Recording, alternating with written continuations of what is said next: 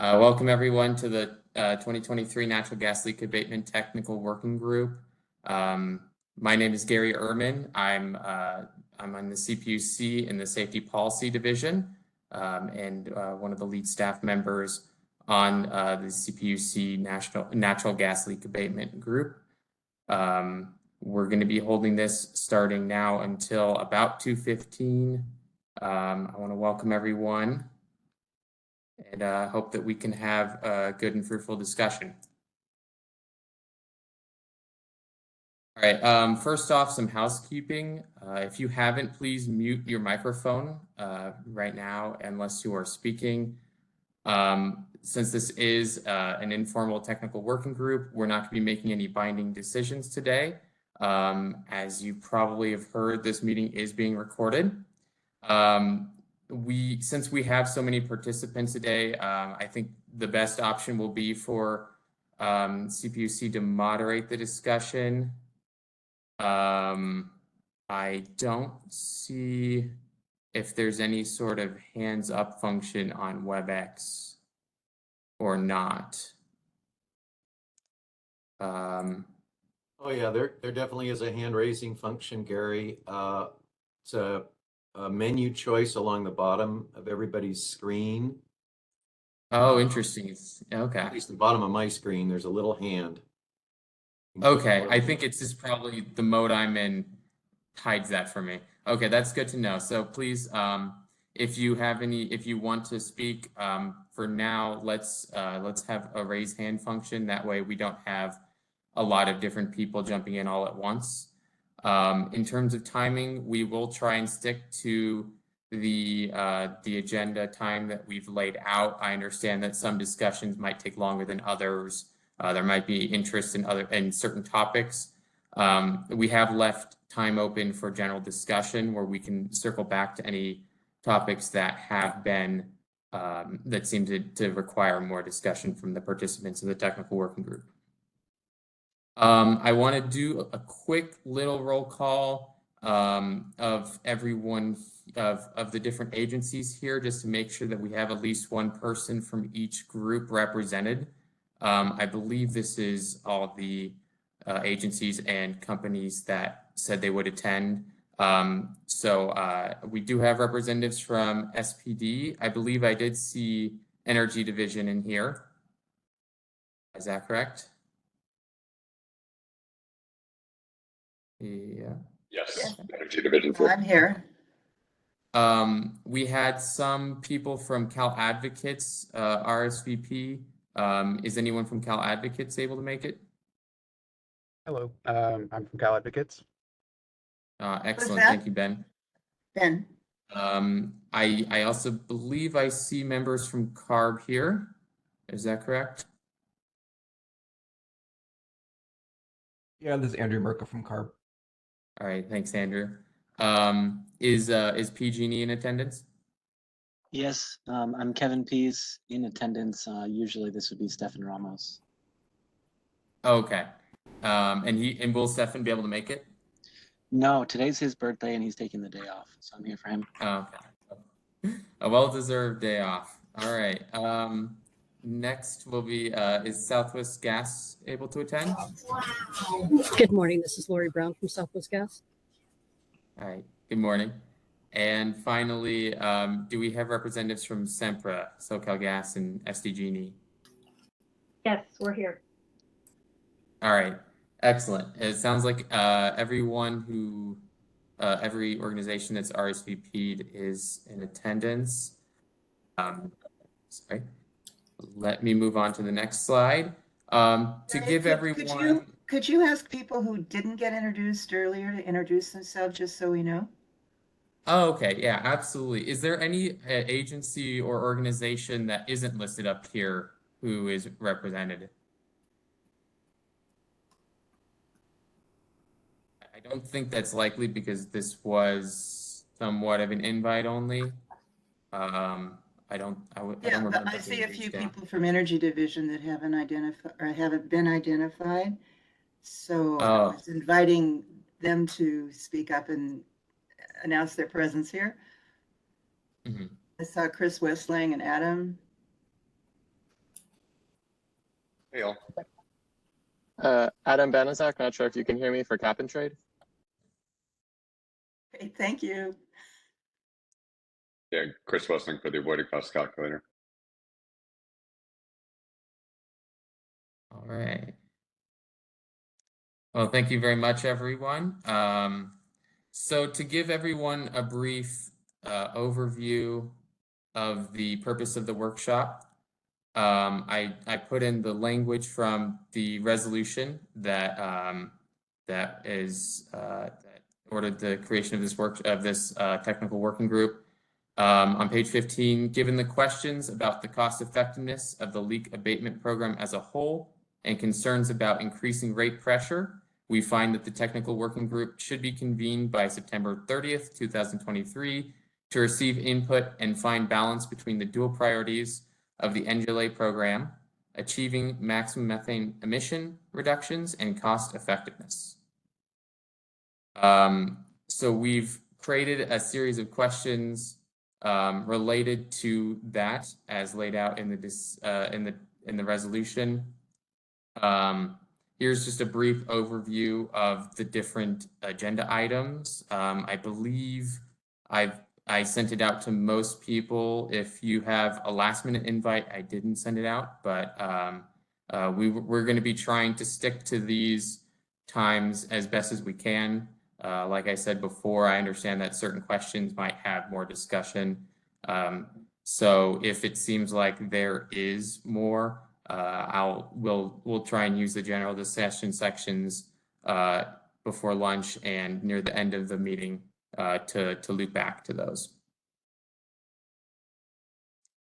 All right, and the next slide should be a list of the workshop questions.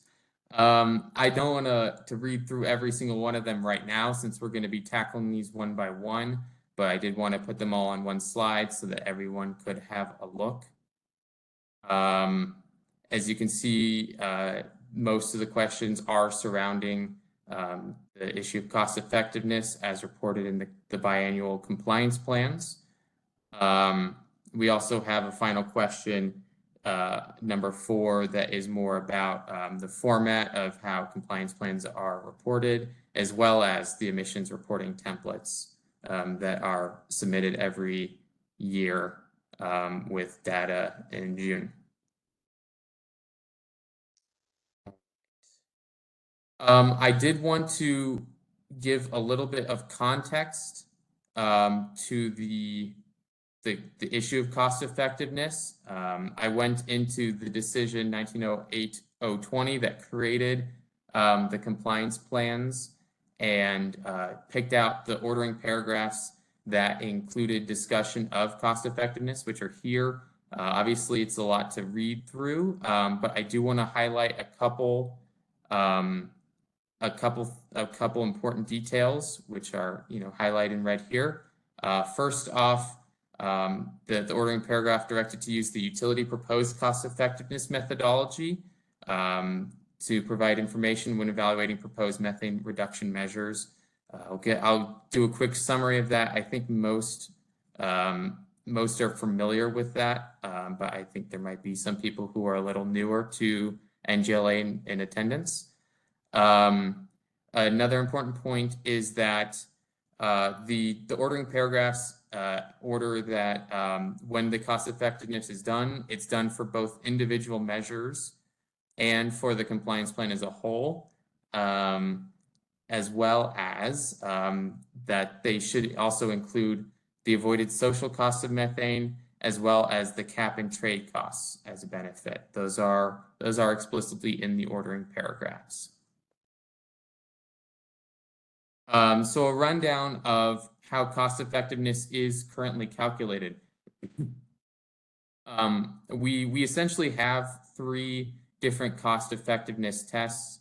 The first one takes the average annual rate requirement and subtracts just the cost benefits of the natural gas saved. So including things like the actual cost of the gas and divides that by the emission reduction. We have a second one that takes that value and then includes consideration of avoided cap and trade costs, and then a final cost effectiveness calculation that takes all that and includes consideration of the social cost of methane, which is at this time considerably larger than the other two items in the cost effectiveness equation. So that will lead us to question number 1. Like I said, this is an open forum. I'm going to moderate, but for the most part, the purpose of the technical working group is for open discussion. So number 1, what are the challenges of determining the cost effectiveness of measures, including the quantification of the social cost of methane and the quantification of other benefits such as safety? At this point, I want to open the floor to anyone who would like to speak.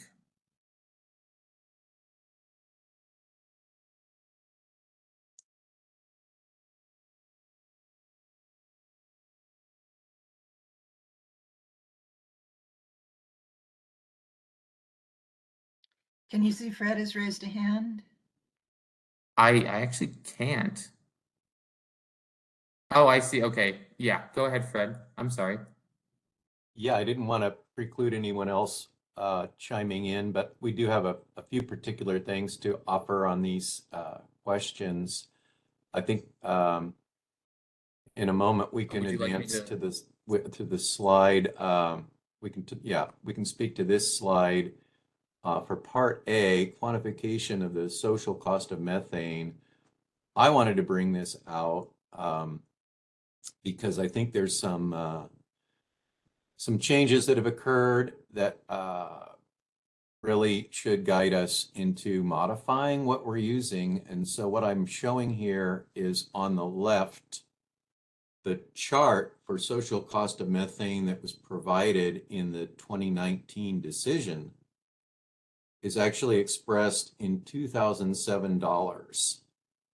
The particular chart we're showing here is the one in dollars per metric ton, but those figures were all also converted to dollars per 1,000 cubic feet, which is how we typically think of methane reductions in this program. But just for a side-by-side comparison, this chart giving values in 2007 dollars, I think really needs to be updated to today's dollars, or to the dollars that utilities are using to do their other economic calculations for social cost. I mean, for cost effectiveness.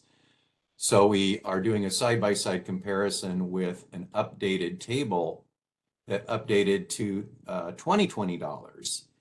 And if we, for example, look at the 3% column for the year 2020, we are going from a 2007 value of $1,200 per ton to a 2020 updated value for the year 2020 to $1,500. So there's definitely been, inflation. Costs are higher now.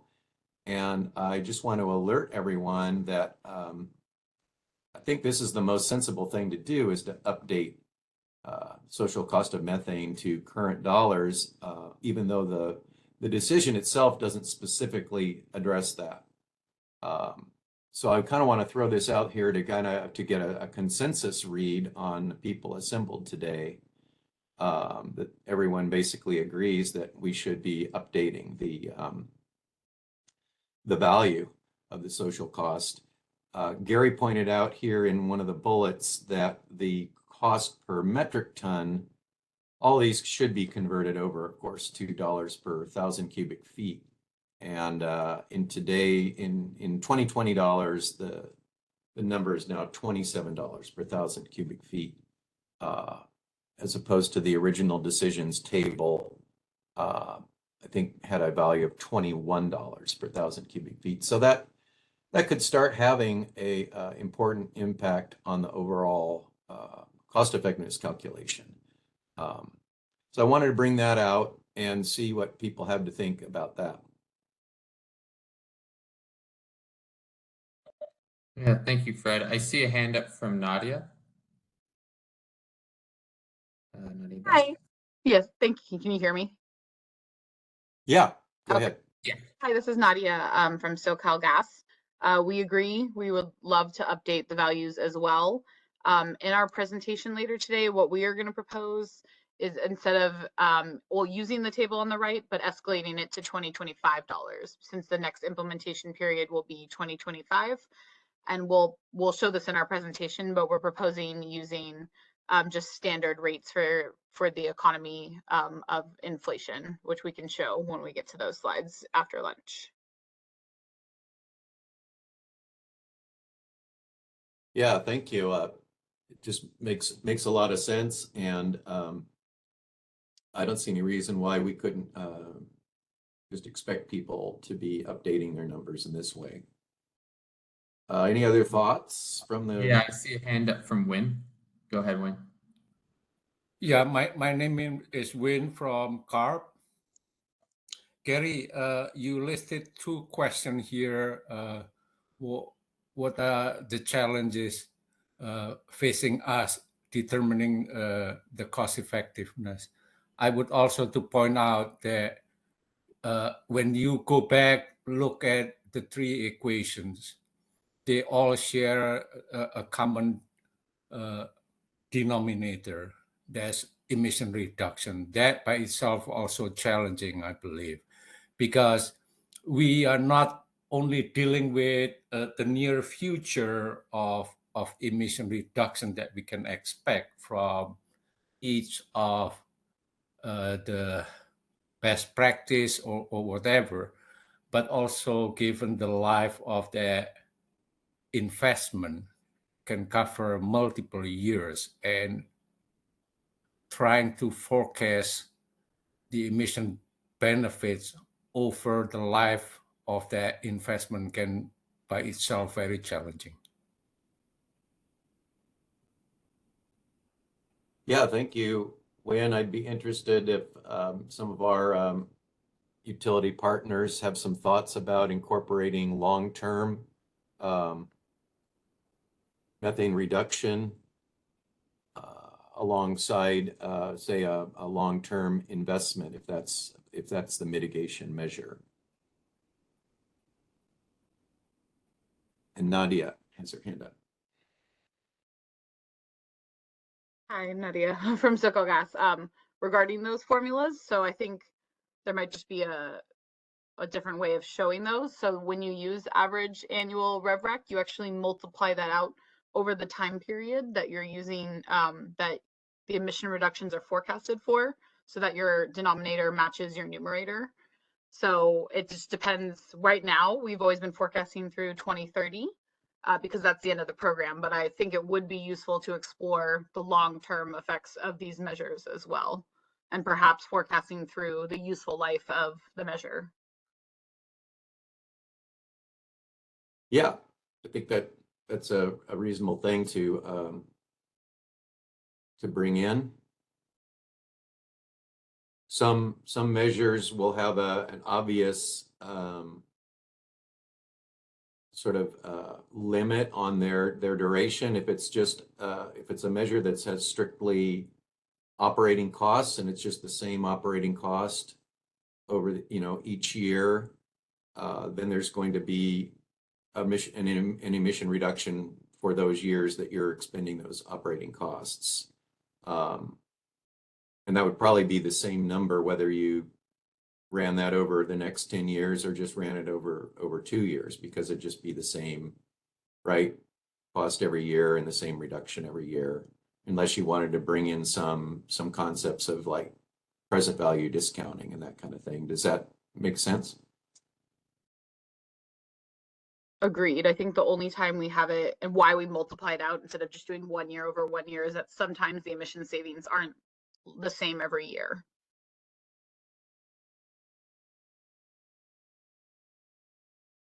Cool. This question or part B is something I think that SoCal is planning to present on later today, but we'd welcome any, if there's, questions about the concept of quantifying safety benefits people want to bring up at this time, or thoughts about that. we could start that conversation here. Yeah, Christian. Hi, this is Christian Fehrenbacher from CARB. I had a question, and I'm sorry if this is going to be visited later, but I was curious about, because obviously odorant is added to natural gas for a safety benefit. So is there already a cost effectiveness model in place for odorant? It seemed like it would be a good thing, a good way to compare cost effectiveness. So.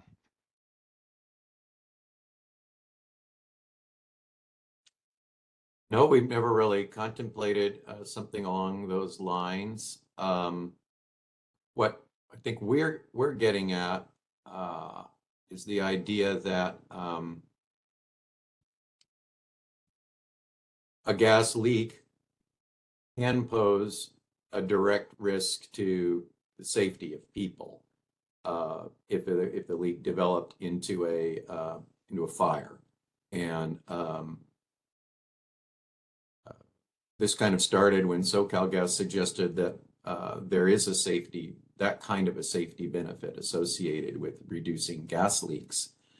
So we're interested in seeing if we can actually put some quantification in terms of an equivalent dollar value around the safety benefits. And just recently, as of the end of last year, the commission in a different proceeding has established a way of looking at safety risks and associating a dollar value with that, reduction of fatalities and injuries.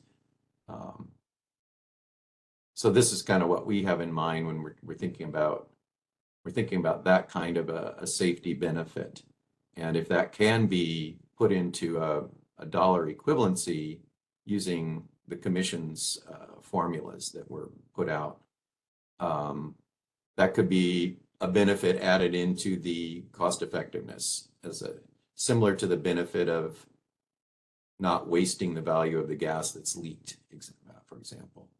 Jean has a question.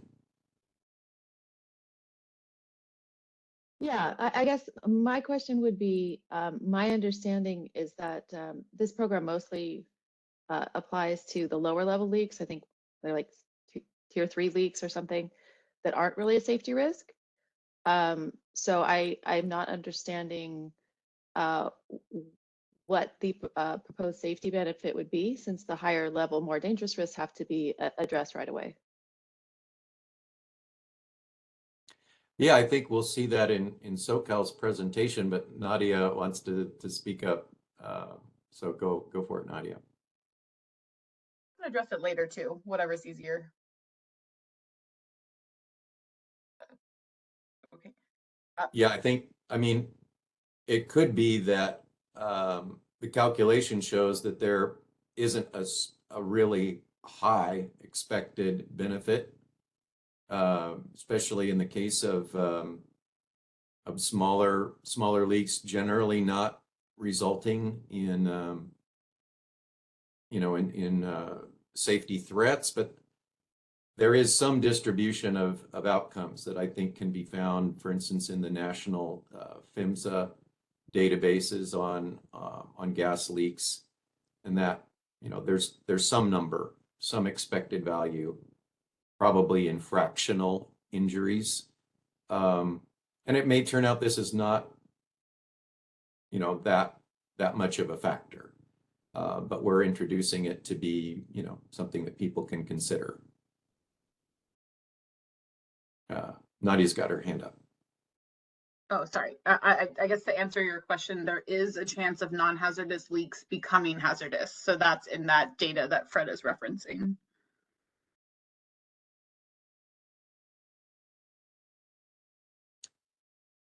Okay. I don't see any more hands raised. Well, let's see. Do we look at the full participant list? I actually see Chris Wessling has his hand raised now. Okay, great. Hey there. I just wanted to flag, excuse me, in the DR cost effectiveness proceeding, there's a staff proposal out right now on a societal cost test, which outlines some quantification of the social cost of methane leakage. And I'll put the link in there in the chat. It's on page 15, so everyone's aware.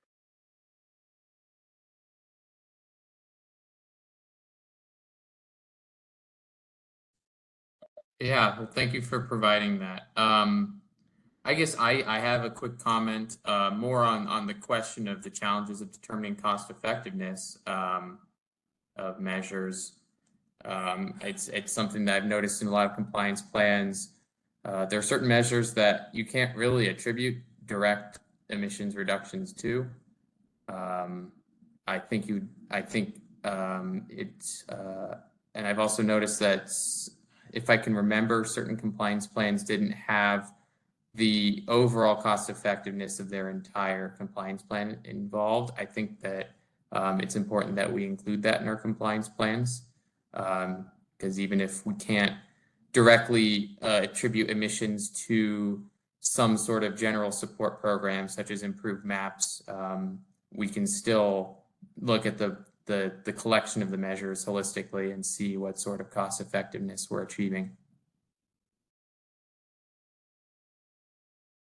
Yeah, thank you, Gary. I think that particular view really hasn't been emphasized in the compliance plans up till now. So it's good at kind of having a reminder that that was part of the decision, something to be included.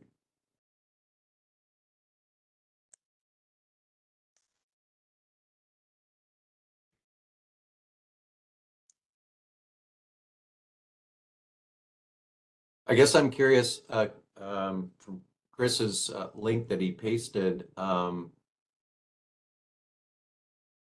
Chris, is there a significant difference in how social cost of methane is proposed to be treated in that proceeding?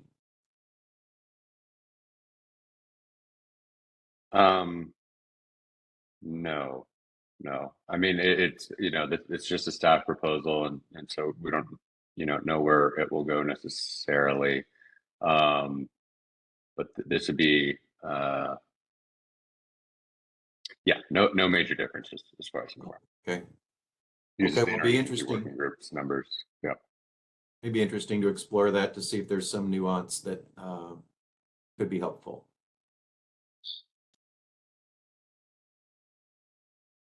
Okay. Any further input on this question?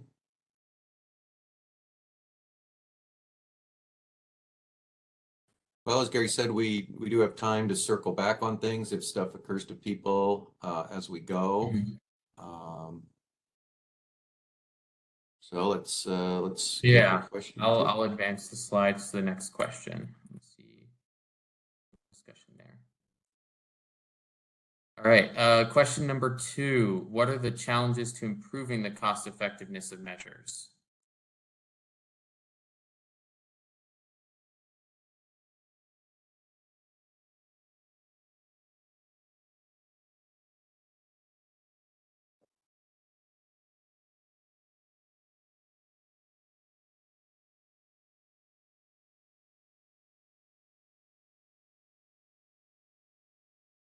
Any thoughts from our gas company members in attendance? Josh from SoCalGas.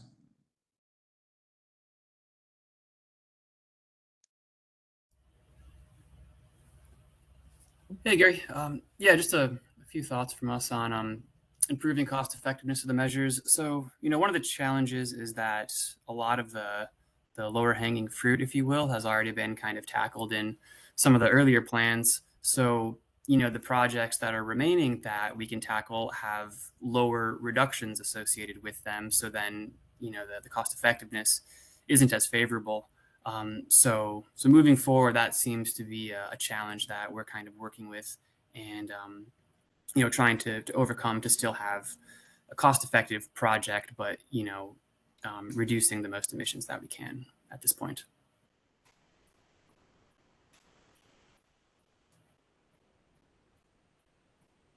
All right, Win? Go ahead. Yeah, I also would like to add Sometimes when utilities develop new technology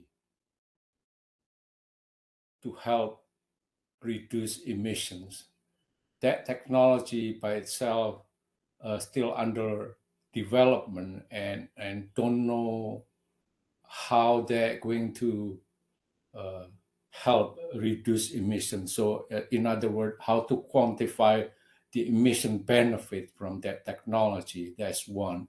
And then second, also the cost itself, because still under development and sometimes turns out to be good and sometimes maybe not as effective. So that are challenging for us to approve or go ahead or not.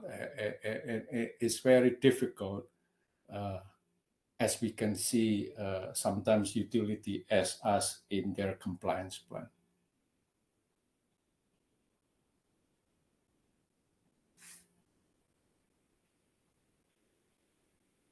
Yeah, I think that is an area where if a future or an under development technology, may have the potential to be more cost effective than something that's done right now, that we want to be open to listening to utility discoveries and how they would propose to incorporate potentially superior methodology to something that's already being done, or could, or in addition to what's already being done, could be shown to be have better cost effectiveness.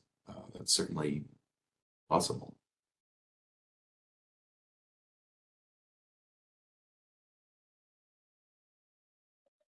Yeah, I had a thought. I don't know if this is an appropriate question in line with this. Oh, actually, I see that Renee has her hand up. I'll go ahead and let Renee speak.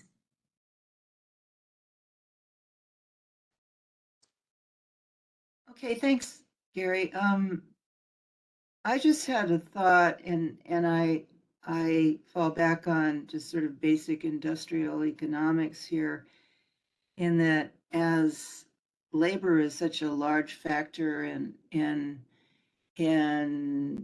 the overall costs of everything we do, as these technologies advance, I would expect to see the cost curves for the labor proportion of technologies in the future decline, or at least one would hope that we can go in the direction of improving the technologies to the point where we don't have to do as much human endeavor to achieve them.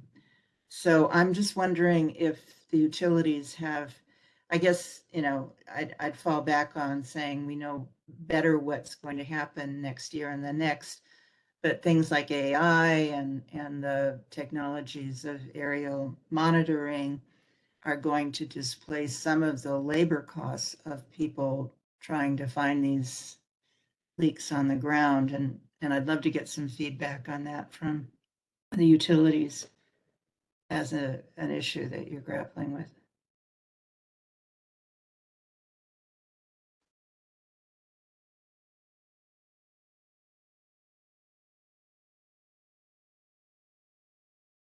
Or we can talk about it later while you think about it.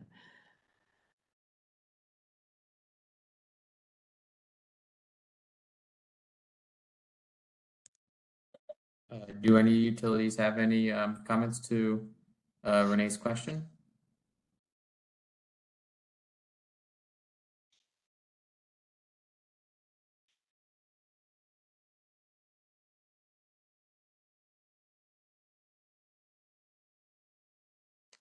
Okay, maybe that's something that we can bring up once people have a little bit more time to discuss in the general discussion section. One thing that I was kind of mulling over when Josh mentioned how one of the challenges is that a lot of the low-hanging fruit has been taken. I'm curious to hear if utilities believe that there might be some sort of limit in terms of what can realistically be expected from methane reduction. And if so, do they have a guess as to what that limit would be? I know this is somewhat of a diversion from the main question. Does anyone have any comments on that?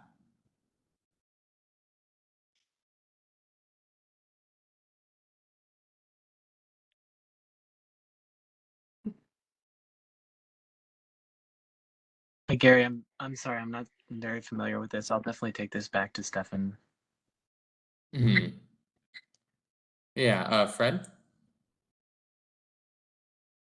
You know, something that occurs to me, part of the challenge is the difficulty in measuring some of the leakage from the system. We know, working with the program so far, that depending on the method of finding leaks, that some leaks are very small and remain undetectable unless you pay special attention or add some kind of a special program to specifically look for those. So it seems like there could be a process of first looking to reduce those leaks that are readily measurable, and then once that area has been reduced, consider if there's an appropriate program for that next level of challenge, which is we don't have a routine way of finding the very small leaks, which on their own are not that big of a deal, but in the aggregate, if there's small leaks occurring over thousands of miles of infrastructure, you know, could add up to fairly significant emissions, and would need to have a new way of measuring, a new way of finding those and being able to show that we reduce those after doing some kind of reduction program. I think that's a challenge that is part of this.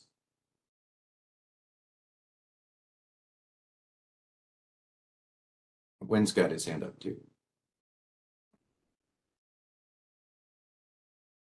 Yeah, I share your thought, Fred. Finding that small leaks can be challenging by itself because spread all over the place. And then also another challenging part about this fugitive emission is that unlike combustion emission, which kind of easier to verify, the fugitive emission is very difficult to verify, quantify, and then that's why this is kind of very difficult to fold into cap and trade yet at this point. When that occurs, then kind of there is another option if the cost of doing it is too expensive. Maybe there is a way to buy credit or something to offset the emissions. That would be very forward thinking, I think, when to consider something like a cap and trade for unfixable fugitive emissions, kind of like what you're suggesting. It's really interesting.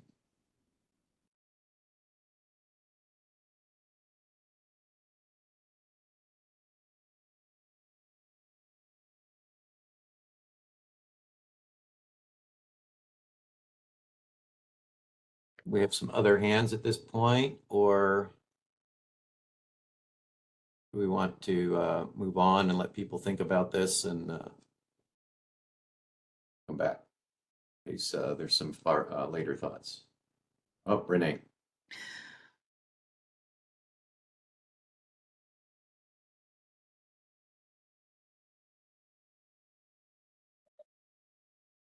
Are you muted, Renee? Are you muted? Oh, Sorry. there you go. I'm intrigued by Wynn's suggestion and wondering, would there be some sort of a break on, you know, a cap or some kind of a, I guess the question would be, at what point do we not try to address fugitive emissions?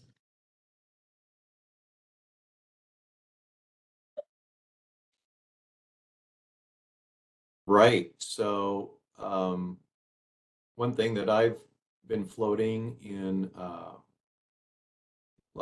principally my evaluation last year, I brought up the idea of using a break-even cost effectiveness as a way of helping decide whether a future proposed strategy, methodology is worth pursuing. And this really originated with PG&E's compliance plans, where a few years ago they volunteered that they themselves would use a break-even idea for cost effectiveness to limit what new programs that they would propose. So that's, I think, definitely a worthwhile consideration. The decision doesn't say that we have to have such a threshold, but I think something like that could be very helpful in looking at, future decisions. Just to bring people into the theory, the idea of the break-even cost effectiveness would be where the cost, when considered using the benefit of cap and trade, using the benefit of social cost of methane, and the other savings benefits that can be calculated for reduction of methane leak, would balance to a net cost of zero, basically. Cost effectiveness, the cost would be balanced by the savings. So I thought this might be just as good a place as any just to introduce that. Yeah, actually, I think that's mainly the theme of question number 3. Oh, okay, maybe getting ahead of ourselves. If we want to, if does anyone have any more comments on question number 2? Otherwise, it sounds like question number 3 might be appropriate to be the next topic.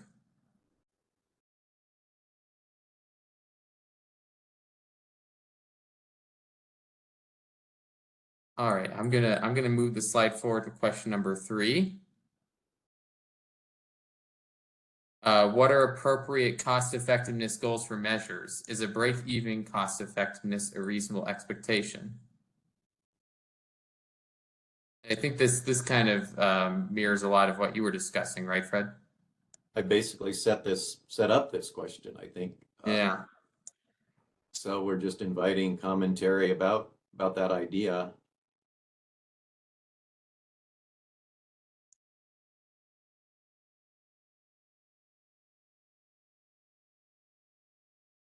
Go ahead, Win.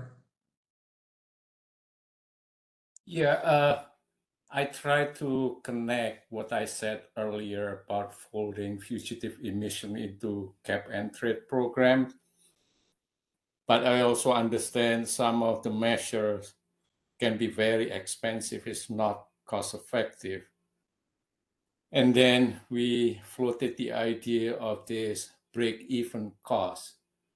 But I have to understand better if we limit what we're going to do to break-even cost, what happened with the target that we are trying to accomplish in certain years, like 2025, 2030, or even beyond that.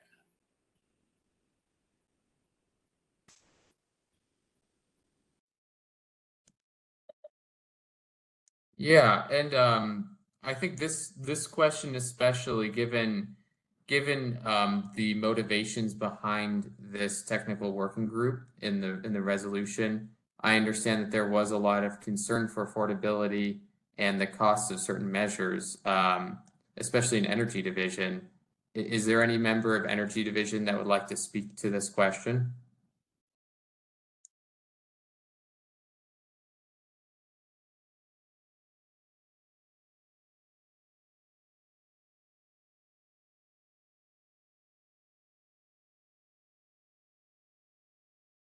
I can go ahead and go. This is Jean.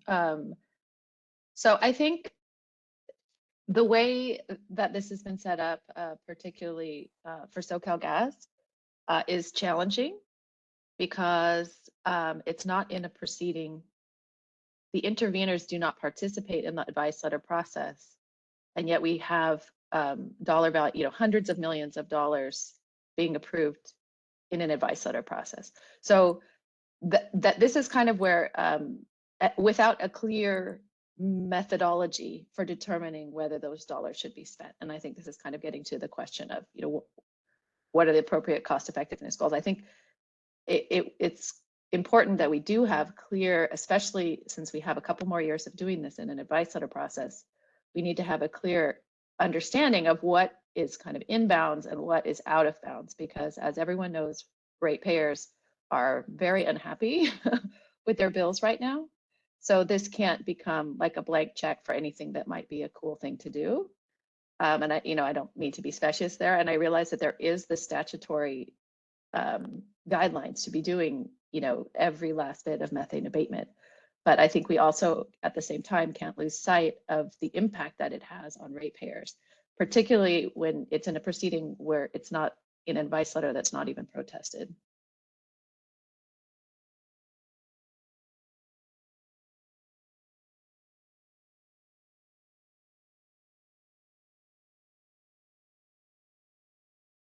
Yeah, Gene, thanks for pointing out this situation. It's very difficult.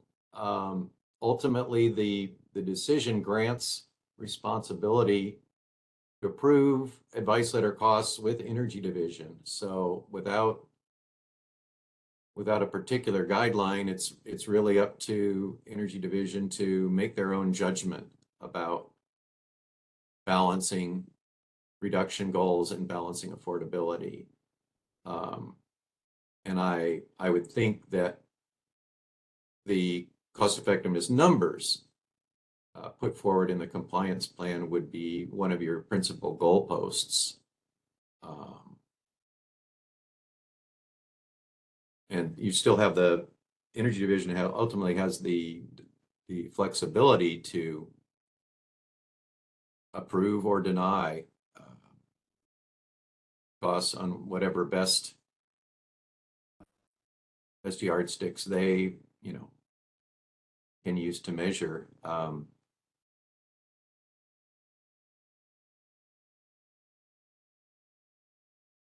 Our technical working group results of our discussion may lead to Energy Division wanting to issue maybe some voluntary guidelines or guidance about what they will consider when they are reviewing future advice letters. Just throwing that out there. Yeah, I see where you're coming from. At the same time, it's really a sticky legal area because Energy Division is not really supposed to have discretion in an advice letter process. So for us to be manifesting our discretion through that, I think this is a legal question that I am not prepared to answer. I do think just on its face that having at least a break even cost effectiveness seems like a reasonable expectation. I think there is some language in the decision about, it's not very specific, but it does talk about things should be cost effective. And I think that there definitely were, I think as has been discussed earlier, there's things that had no numbers associated with it because it was training or something like that, which is challenging for us to review, but also things that were just very not cost effective, very far from the break even cost effectiveness price or cost. So So yeah, so that's from our perspective, that's a challenge. And, you know, we just really want to reiterate that we're in an environment of, you know, rate shock for consumers. So there really needs to be some boundaries on, you know, how much is going out the door in these programs.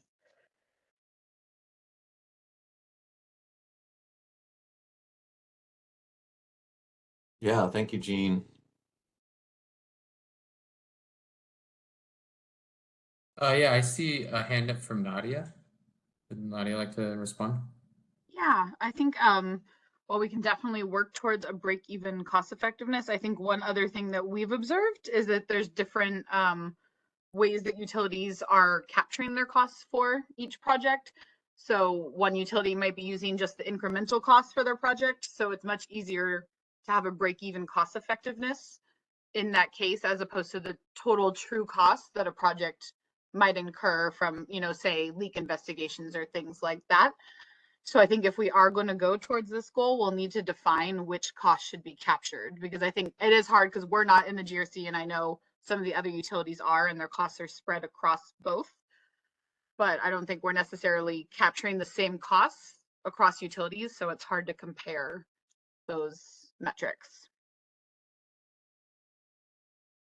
Yeah, thank you, Nadia. Maybe presentation from your company about where you would what you would propose to include and what you would propose should not be included. Maybe that's something you could even do prior to sending your next compliance plan, or at the least, you know, making a case in the compliance plan for why you're for what costs you have felt are appropriate to include.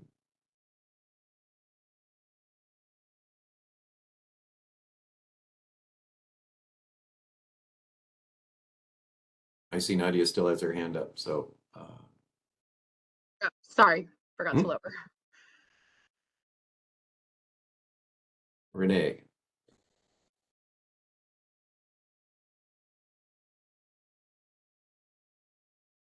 Renee, I believe you're muted. Sorry about that. Nadia, keep your hand up because I wanted to ask you, I think that's very interesting what you just described in terms of the different treatment in the advice letter versus the GRC. And one thing that has been more difficult for us to understand is sort of the capital basis versus the expenses basis of the costs, and for which in the compliance plans you justify, but in the advice letters we have to go back to the compliance plans and try to look at what is capital versus what is expensed over what period of time. And so it's a very complicated process. And I wondered if you could describe how you think your, you know, when you eventually go to a GRC filing, it would be different than your current advice letter filing is.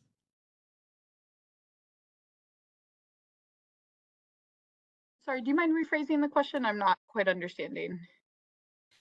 Well, you brought out the differences between the way that different costs are treated between the different utilities that are filing, like PG&E is already filing in their GRC versus you are continuing with your advice letter. And I was just trying to picture how that changes the cost, or, you know, if it's a incremental cost in one case versus a total cost in the other case. Just asking for more detail as to how that treatment would differ between the GRCs and the ALs. Okay, understood. So I think what I was addressing was not the difference between capital and expense or O&M, but more the total costs for a project. So I'll use something, I know PG&E doesn't have an equivalent of AMM, but just for simplicity's sake, when you use a a project, or you implement a project like that, you have other trickle down costs that are because of that program. For instance, you might find more leaks that you need to repair, or you have to do more investigations that you weren't doing previously. And I think what we're observing is that some utilities are including all of those costs in their cost effectiveness calculation, and other utilities are only including the cost to implement the software upgrade or the incremental manpower or whatever that may be. So when we're comparing these cost effectiveness values, they're not including the same costs. So it's very hard to compare them. So I think we would just need to make a decision so that everyone either includes all the costs, at least in the cost effectiveness calculation, not necessarily the advice letter, or just include the incremental costs. Does that make sense? Yeah.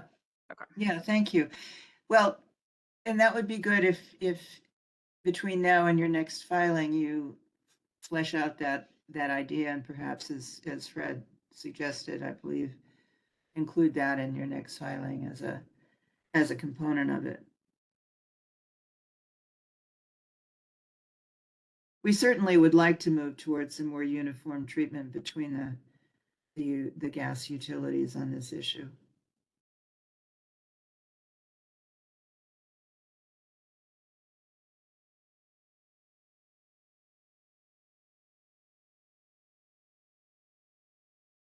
When I see when it has his hand up from Carb. Yeah, my comment probably more directly to Nadia in this case. I agree with you as far as incremental costs associated with a measure, as long as we are clear also the incremental emission reduction that can be achieved. So they're avoiding double counting the emission benefits already in another program folded into this, making it as if cost effective. So it is something that we have to review on case by case basis. Some utilities would like to include everything there, given that also if that technology is just starting in the development.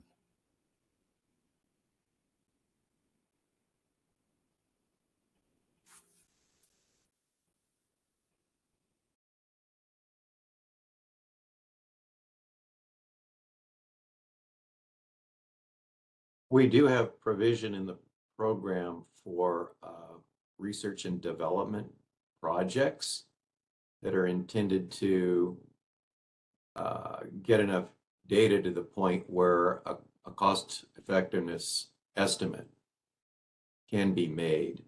So we're pretty much relying on that kind of thing to help bring out. In other cases, we might recognize that a proposal has great potential to be very effective, but not right away. So we can approve initiation of that and see how it goes, and require that data be developed as it goes forward to decide whether that project is in fact as effective as was projected. So we've been following that approach in the program.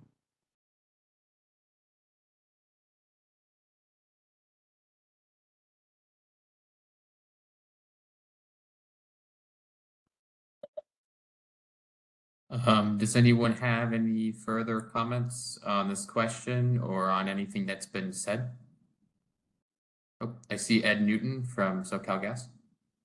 Hi, good morning, everybody. I just wanted to kind of add to what Fred was saying about R&D and the development of new technologies and encouraging innovation. Some of these things get quite complicated in terms of both defining the costs and the benefits. And I think that's why we're wanting to talk about the safety code benefits, for example, there may be operational co-benefits, kind of to Renee's comment about potentially reducing labor costs. You know, some of those things take time to realize and they're often not realized until you get into implementation. And, you know, your operating groups, you know, have a say in whether or not policies make sense, right? For example, with our aerial methane mapping program, right, we are realizing, you know, very good localization of the sources of the methane plumes. And that could potentially lead to changes in our policy in regard to how we do the leak investigations and allow us to reduce the amount of labor needed in order to find the leaks on their system compared to what we have done in the past. But it's kind of this evolution process, right? As we go through the implementation and we learn, you know, what the benefits are, and it can't always be done under R&D, right?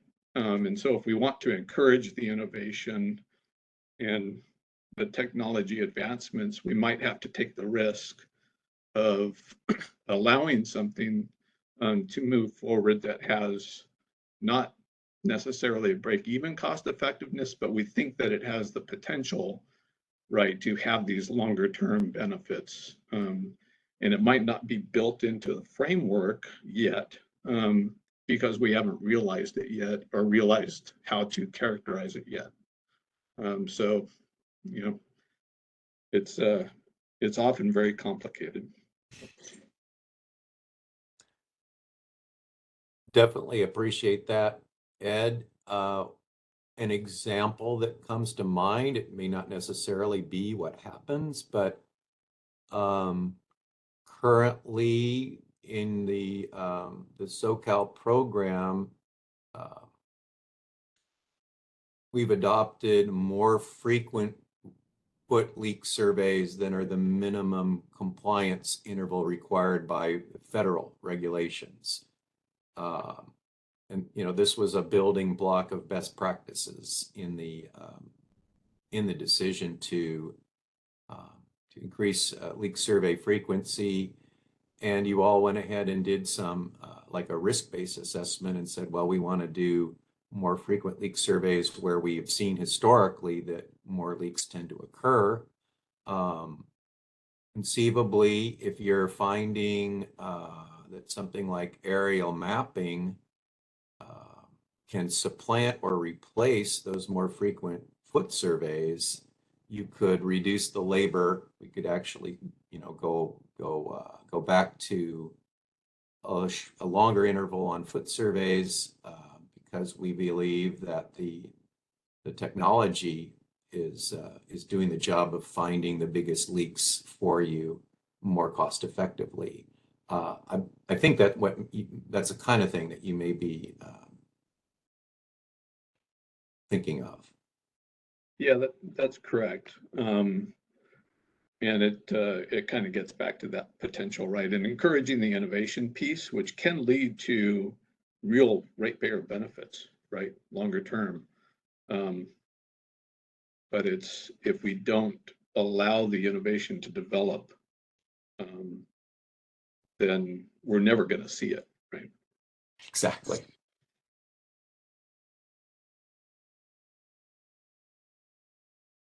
I think, you know, just to interject a little bit there, I think that's a case that maybe once this moves to the GRC cycle, then you could make that to stakeholders and commissioners, and might, you know, that might be a good place to start thinking about that.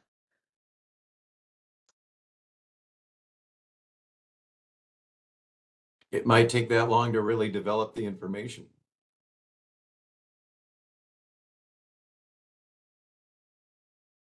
Yeah, we can certainly keep things, you know, in the R&D arena longer and spend more money in the R&D phase in order to, you know, better understand.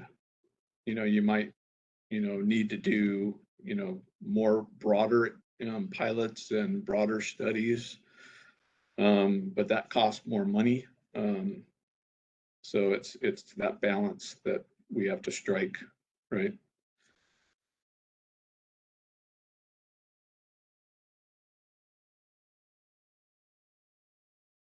Yep.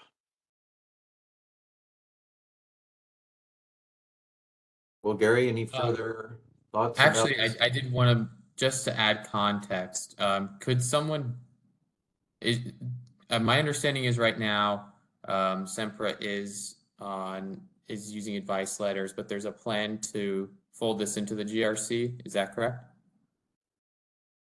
That is correct. So we will fold into the test year 2028 GRC. Okay. Thank you very much, Nadia.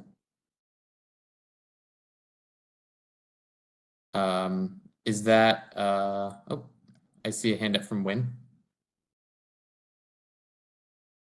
Yeah, Renee, can you somehow briefly discuss the difference between something is already in GRC and something through advice letter, not necessarily very long, but so that we are not as familiar as somebody from utilities or CPUC can also grasp the understanding of this difference. Well, I'm not sure that I can do it briefly. Perhaps Jane can help. But it seems like, when the advice letters are filed, they're filed referring to the compliance plans that have been approved by SPD, or they're much more minutely scrutinized by SPD in terms of each of the measures and their cost effectiveness and so forth. So when we jump in, we're looking more at the costs of each of the best practices. And in the case of a GRC, you're looking at a test year, and then you're looking at the average costs of a program. You're separating out the R&D, and it's a more perhaps holistic approach. Typically, what makes these advice letters so difficult for us is their magnitude. They're very costly, as Jean was saying earlier. And so when we scrutinize the costs, we have to do a lot of extra work to try to understand what's driving these costs. And are they truly providing more benefit to the ratepayer? And a lot of the benefits are in this social cost of methane over a period of years in which assumptions are made and so forth. So, I think the difficulty is their magnitude of the advice letters, which we would typically see, it's a cost of several $100 million in a GRC, where we can look at, how much did you spend last year? What are you forecasting to spend over the next 4 years? And come up with a number for this particular measure of your program. Whereas in the advice letters, it's just kind of presented as whatever 12-page and appendices ask for, in the last case, over $500 billion. So, I guess I can't go into more detail because it's just the way the system works. And the way the decision set up the system to work is quite difficult for us to implement fairly. And that's why we're having this workshop, is to talk about the cost effectiveness and how to lower costs for the program overall, so that we, in the next 4 years, don't continue to have these problems. I don't know if that helps, Win, but yeah, thank you for the prime. I also would like to ask you if earlier I mentioned double counting the benefits. Is there any concern also double charging the ratepayers, meaning some kind of cost already folded in GRC and then somehow now charged again through the advice letters?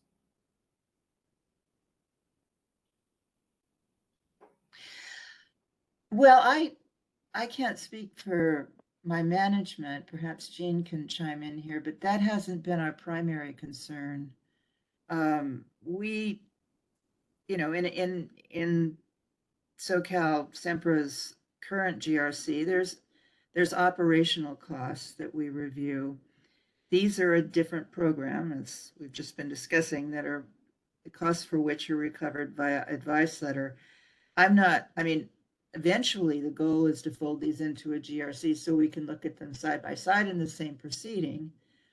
But I'm not so worried about double counting at this point.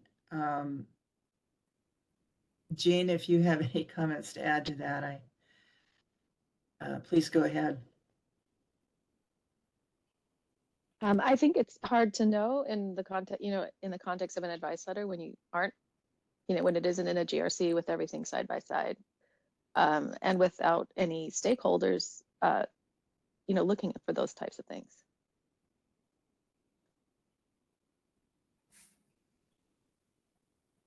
Gene, I think there is a short stakeholder comment period for the advice letter resolutions, but maybe our usual stakeholders just found that was too short of a cycle for them to engage in, or just didn't think that they had the time to spend on that separately. Whereas if it was in a GRC, which gives people significantly much more time to look at things, those parties would have better opportunity to, I think that's what you're saying, the parties would have better opportunity to examine and, offer comment and question costs related to this program if it was in the GRC.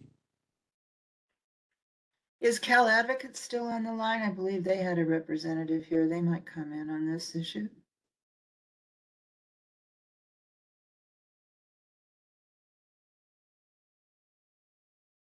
I think they had sent somebody. I don't know if they're still on.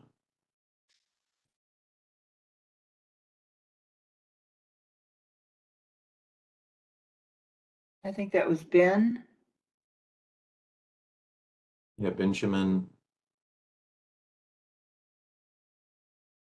Katzenberg. You're on the spot.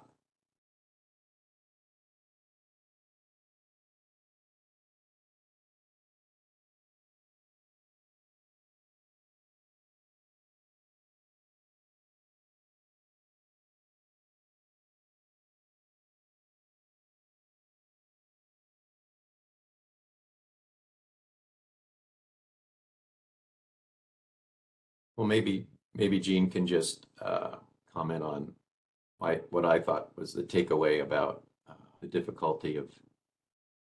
Yeah, and I'm sorry, I'm actually really ill and I'm participating in this meeting sick, so I'm doing my best to keep up here. But Sorry, Jean. I just would say that my understanding is interveners do not receive any compensation for participating in the advice letter process. And we have received no protests to this advice. I think this last one was for over $600 million. And there was no protest whatsoever for, if you imagine, I think we had a pipeline proposal for $500 million that went on for like 7 years with parties going on and on. So, it's to me, when I look at these numbers and I think there's not even a protest when we have these incredibly contested proceedings for example, for a pipeline with a similar price tag, it just seems that there is quite a disconnect in the amount of attention this is receiving.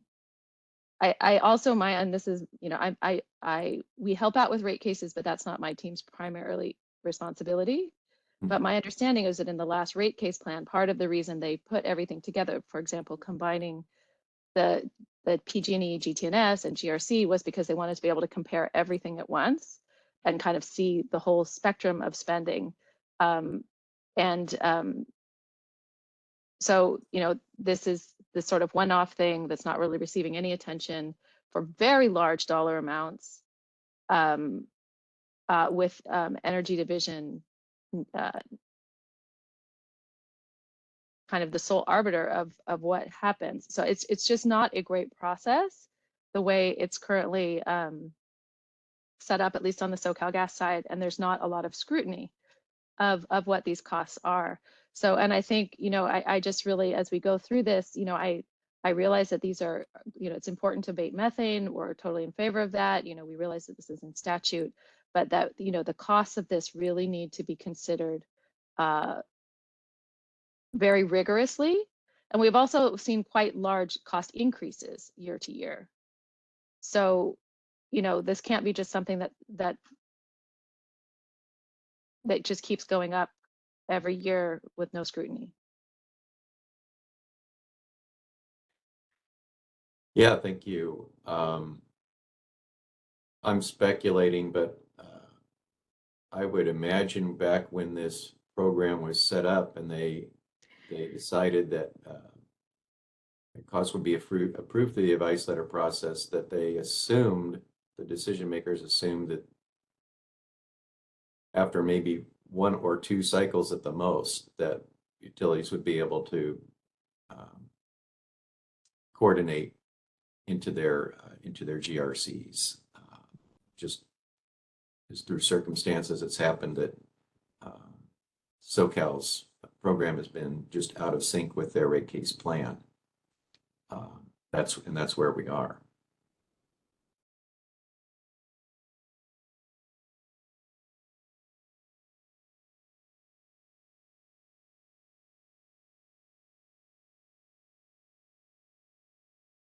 When your hand is still up, I don't know if you've got.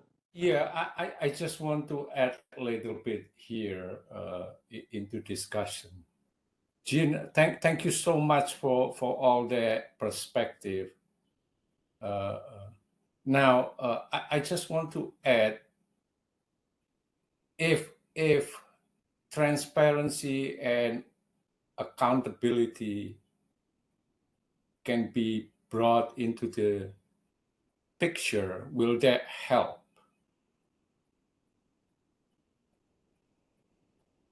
In other words, if somebody asking that amount of money, and then we have to know, okay, where the money goes, and then what kind of proven reduction that we can see, will that help? I mean, I think one of the questions here too is just, you know, what is the standard for, you know, transparency would be good, but, you know, also having a clearer cost effectiveness guide, or that is, you know, agreed upon perhaps in this working group, or some you know, because we just have so many things that come to us that with no dollar value, or they're just wildly more than cost effective, that it's just hard to judge, you know, this, especially with no one looking into these things. I mean, I know SPD looks into them from a technical perspective, but we don't have, you know, the ratepayer advocates. And has Ben dropped off? Is that correct? Well, he was shown as a participant, but he hasn't responded. Maybe he's taking a break.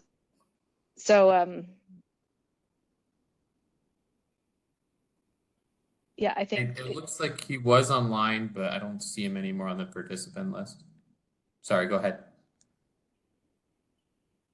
Yeah, I don't, you know, again, there's a lot of legal issues around this as well, so I don't want to be, you know, go on too long here, but you know, it is really difficult for us when we see something, you know, for large dollar amounts, increasing dollar amounts, not showing to be cost effective, or not having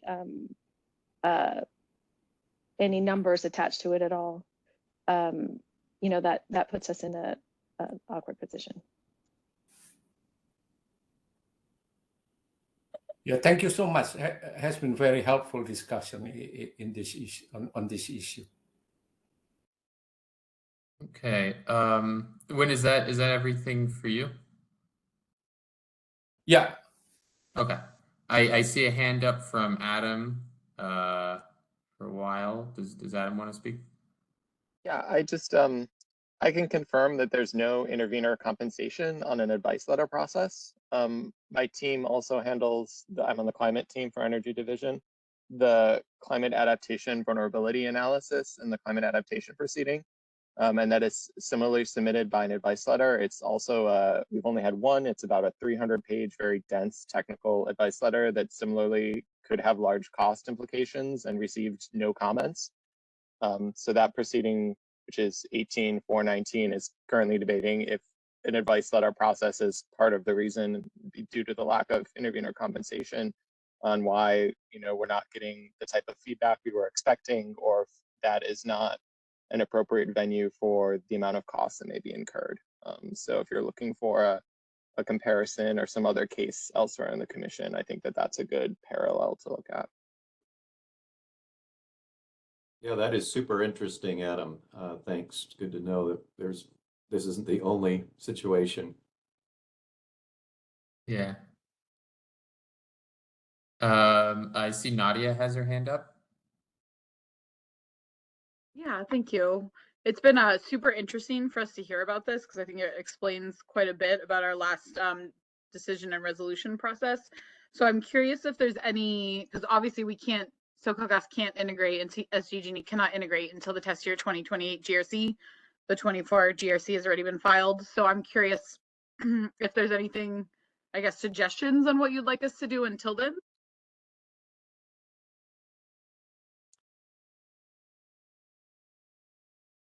Well, I'll take that. Or at okay. least from Okay, go for it. hopefully relieving Jane a little bit because she is not feeling well today. So I wanted to say in answer to Wynn's question, yes, and Nadia's question, yes, transparency and accountability and all of, you know, the justification for the programs that you will file in this coming advice letter or process next year will be very important. And you can help us a lot by allowing us to share your thinking about programs that are not really approaching Fred's break-even point and may need to. I think you're already doing that, but more transparency into how that's working and justifying perhaps not continuing certain programs because there's diminishing returns on the admissions would be helpful. I mean, more candor will get you a long ways with us if we can understand the reasoning behind programs continuing versus not continuing. SPD is good at engaging with you and understanding each of these measures and their value and their break-even points. But we aren't privy to all those discussions with you. And so more transparency would be quite helpful. And I think I just, you know, Fred, please jump in here. Go ahead. Yeah, I want to offer that I think in the last cycle, we were really late to really start that in-depth evaluation, and we were even later to start engaging Energy Division in looking at the compliance plan and advice letter. Those things get filed in March on the same day. And I think neither of us realized how much more costly that particular letter was than previous ones. So we'd kind of put it on the back burner. I'll just be the first to confess. And then when we really started looking into it, a lot of time had passed. So I think on our part, a key will be to really start our review very early And if we find there's things that we want revision or clarification or more information about, we could start that dialogue, you know, with SoCalGas. And we have, I think, in cases in the past, ended up with maybe some technical things that we've said, hey, we don't agree with your number here. We need you to recalculate it. And we've actually, you know, we've gone through revisions on these compliance plans, which also might lead to a revision in an advice letter. And the sooner that we begin engaging with that kind of thing, I think we'll have a much better, you know, reasonable final final resolution to be voted out on. So I'm just offering that as something we can do on our end. You'll excuse me, I have a puppy dog that's barking right now that maybe needs attention. I'm gonna step away for a second. Well, I support what Fred said.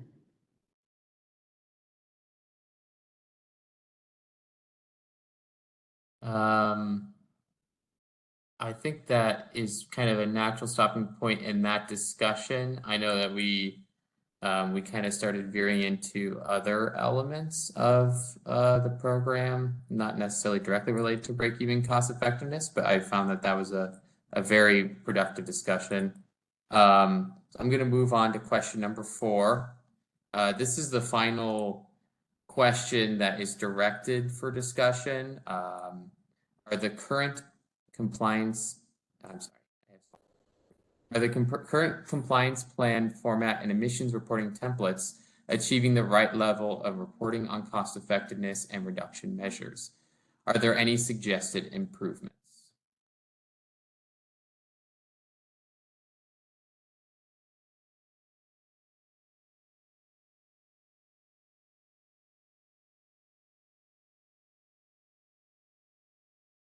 Yeah, I see a hand from Josh from SoCalGas. Hey, Gary. So just speaking about the emissions reporting templates, I do think that the changes we made last year were really helpful, especially in Appendix 8, showing our approved and proposed baseline, as well as some of the other changes throughout. So at this time, I don't have any suggestions for how to improve the emissions reporting templates. I mean, we know that there are some things to discuss at the winter workshop regarding methodologies, but just as far as what the templates are capturing right now, we do think that they're doing a good job of capturing the reductions and the emissions that we need to report.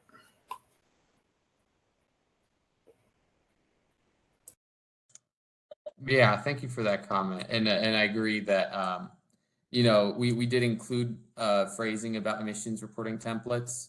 And we understand, yeah, there's usually we discuss that during the winter workshop. So in terms of specific details, we probably should save that for then. But in more general sense, the way that the program is organized or questions about the compliance plan format. If anyone also has any comments on that, that'd be very helpful.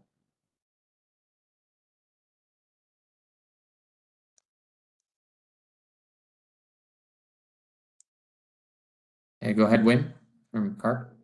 Yeah, Gary, from my experience is that the template itself is a living document. So year over year, we always find a way to improve. And this process is always 2 ways. Okay, we propose something and we get a response from utility companies, and then hopefully, you know, as we keep improving along the way, maybe we will have to find a way how to verify all these reported numbers as we approaching 2025. So that's my train of thought or suggestion in this case.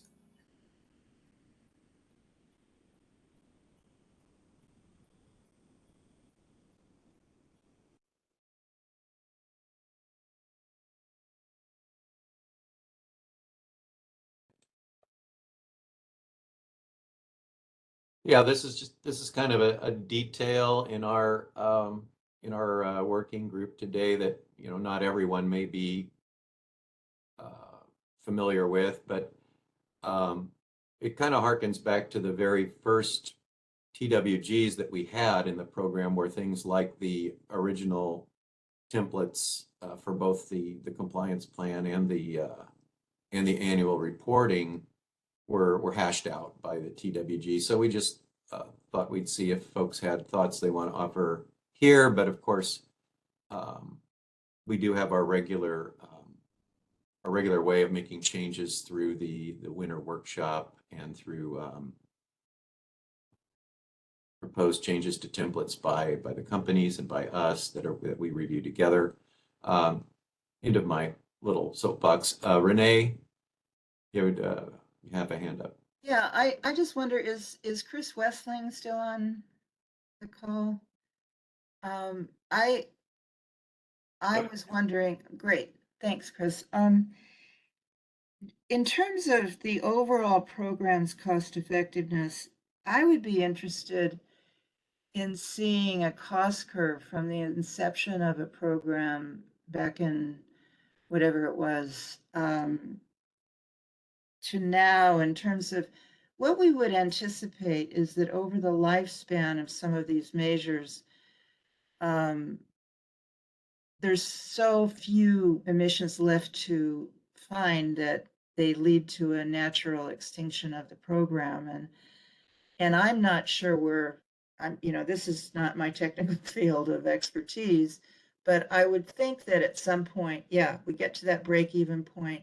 And I would love to see, I think I'm kind of looking at the total resource cost test and cost effective in energy efficiency, and thinking that there's a way of incorporating several programs in that overall cost effectiveness equation, Chris, that allows one to see at what point you've hit all the efficiency measures in a given area or with a given program. And so you start a different program, or you say this one's done and so forth. Could you maybe comment on how we could adopt some sort of, or at least ask for that kind of evaluation to be included in future compliance plans for this program? Yeah, I mean, it should be included in a TRC test, and just is based on the lifetime of the product.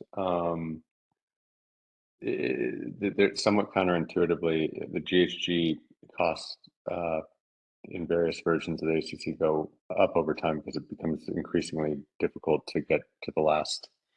The GHG emissions, as you go up the cost curve, the GHG emissions become increasingly difficult to abate, and so the GHG adder in some versions has actually gone up over time. But yeah, that should be incorporated as long as the lifetime of the program is accurate, over 25 or 30 years or whatever that is. Thanks. Yeah, do the utilities have any comment on that?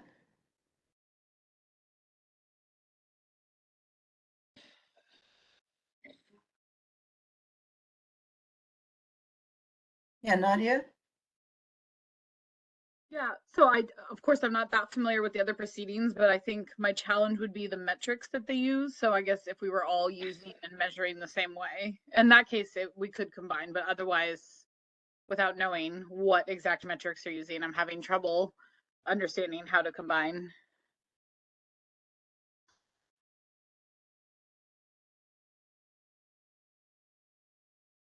Do you mean what metrics there are for the environmental benefits of GHG abatement? Oh, correct, and how they're measuring it, and what timeline, what baseline, and all of those factors. Yeah, so the avoid cost calculator, gives 8760 values for the avoided cost of 1 kilowatt hour reduced or conversely added. So in all hours for the next 30 years. The GHG component there is is well, there's this proposal for societal cost test that's in the works, but that's not approved, and that's somewhat separate. In the standard TRC, each hour is assigned a GHG value that's basically the cost of compliance for the utility, not necessarily the social cost of carbon. So that's the cost of compliance for SB 100 and cap and trade, basically.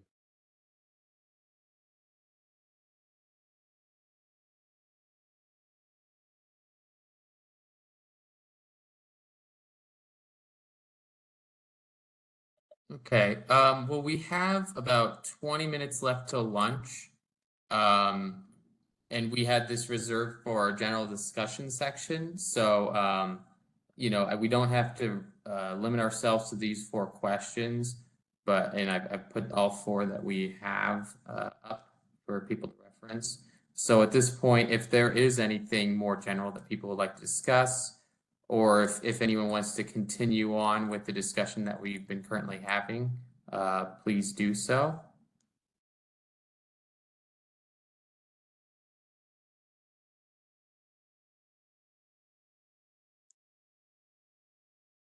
Yeah, go ahead, Nadia.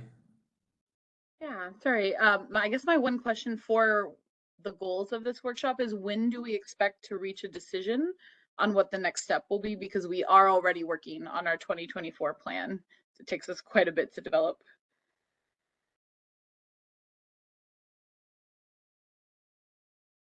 Yeah, that's a great point. I think our team and Energy Division can put our heads together after the working group today and see if there's something, some kind of guidance that we believe is appropriate to offer about specifically, like, you know, refinements in the compliance plan or additional. It could even just be reminders of, you know, what the decision basically said. For instance, we expect to see the total cost effectiveness in the compliance plan, which I think, as far as I recall, hasn't really been included by folks. It's just an example that's my thought, that we could issue some guidance, being careful not to overstep legalities, as Gene has pointed out. But, you know, kind of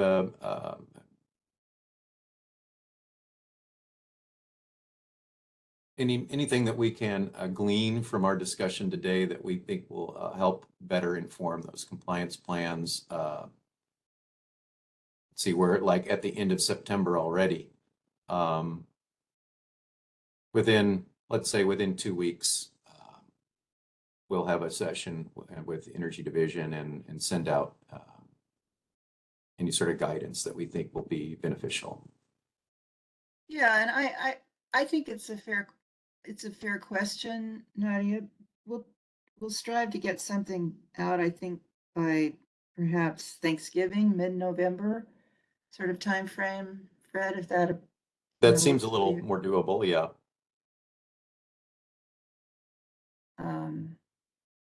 Yeah, again, it's a fair question, and I think it seems the easier issues we can certainly address in the short term, and then give you some guidance on what should be in the next compliance plan as well. So, well, that would be my commitment anyway.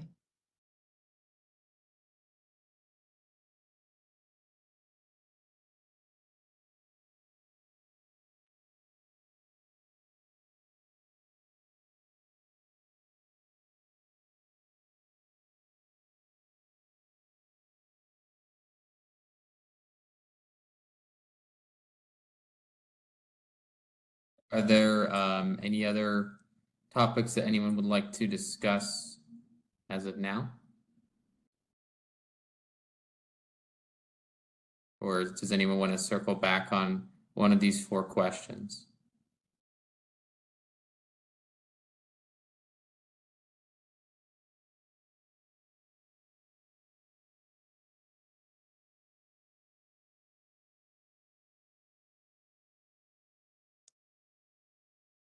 We could give everybody another 15 minutes of their day if Yeah.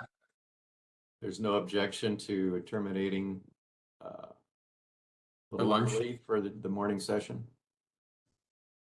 Yeah, I think I'll give everyone maybe just like 10 more seconds, 15 more seconds to consider if they have any last minute questions, and then if not, we'll adjourn for lunch.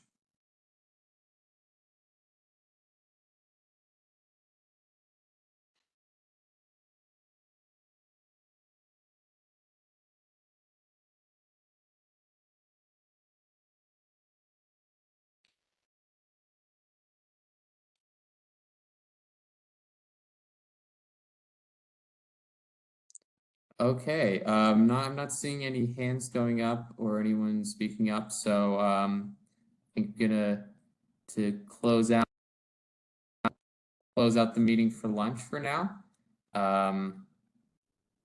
Our scheduled time was from 12 p.m. to 1 p.m. I don't see any reason to push back the end time.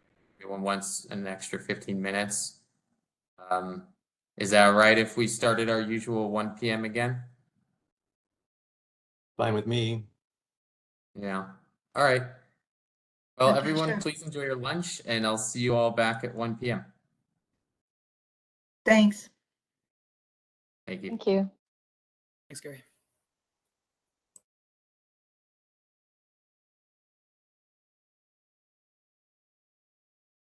So I think, should we stop recording so we don't have all this time of silence? Yeah, is that okay, or is that gonna separate the recordings or anything? Go ahead and pause the recording. That will not separate the Got it. recordings. Okay. Yeah, I see that feature now. Thank you so much. No problem. Second. All right. Welcome back to everyone. Hope everyone had a good lunch. Next scheduled is a presentation from SoCal Gas. If they feel like they have everyone here and are ready to go, we can turn it over to them.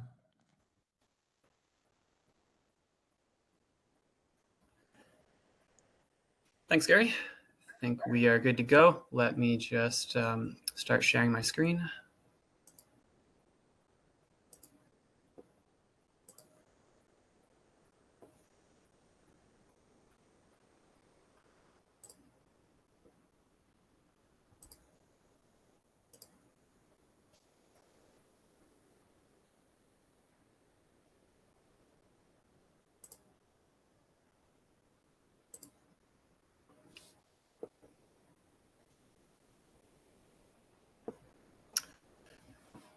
All right, so I'm sharing my screen. Hopefully everyone is able to see that, but good afternoon.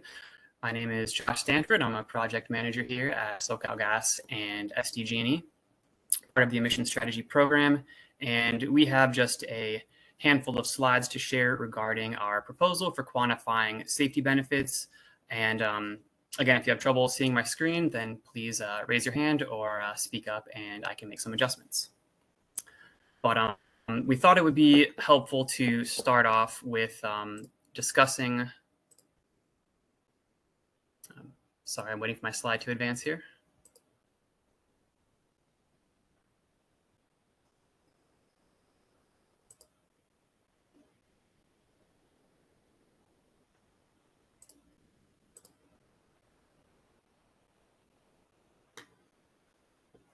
Josh, it might be because you have your camera on, because I've had problems with WebEx before, so you might need to turn off the camera. All right, let me give that a shot. All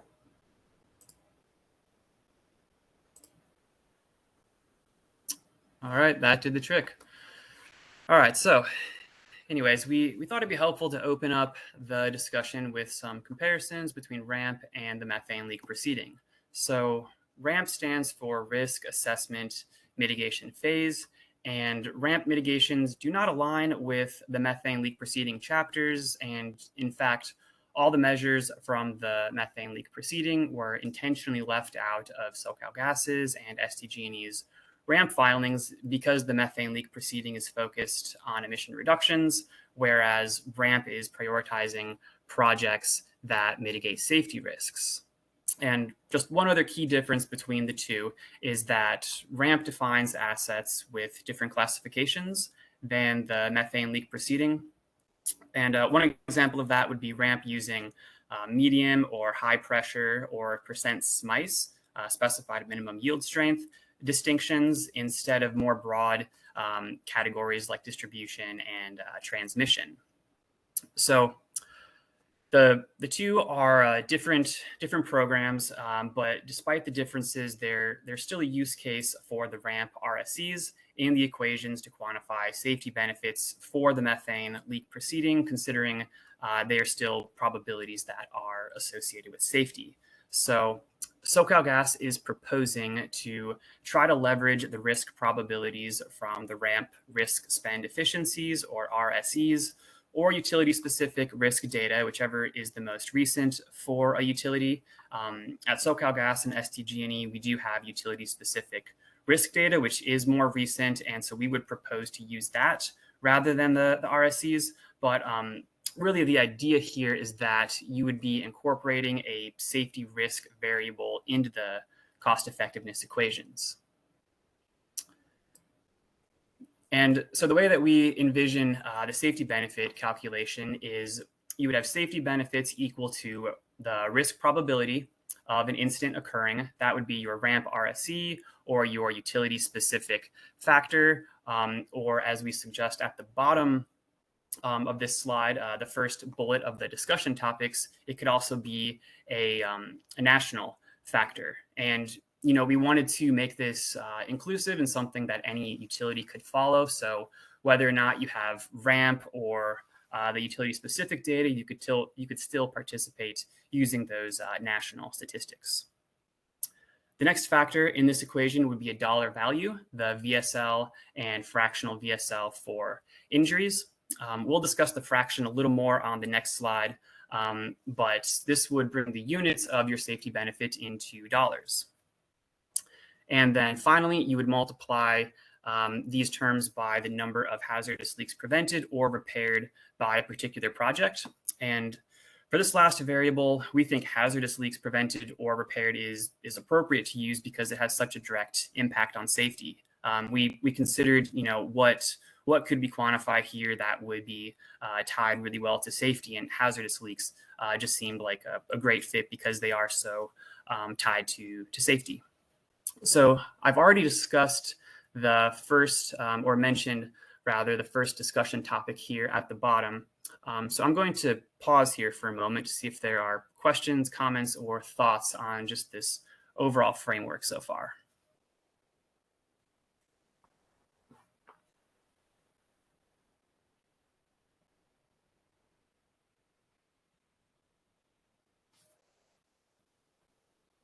Yeah, hi, Josh. This is Fred. Yeah, I think this is very much along the lines of what I was anticipating you all might follow. I think we might want to delve into the calculation more detail at some point to just kind of check out your approach. Absolutely. Yeah, this is kind of just a first pass on the overall framework, right? To see if we're at least on the same page with our ideas. So yeah, we can certainly check in on that. I'm sorry, is someone else trying to talk? Yeah, I see a hand raised from Renee. Yeah, thanks. I was wondering how the customer side benefits that you described, or how will you verify that the leaks have been fixed? So you're asking how would we know if we find a leak on a customer parcel, how do we know that they repaired it? Yes. It's a good question. I think I have some of my AMM experts on the line with me that might know a little more about that.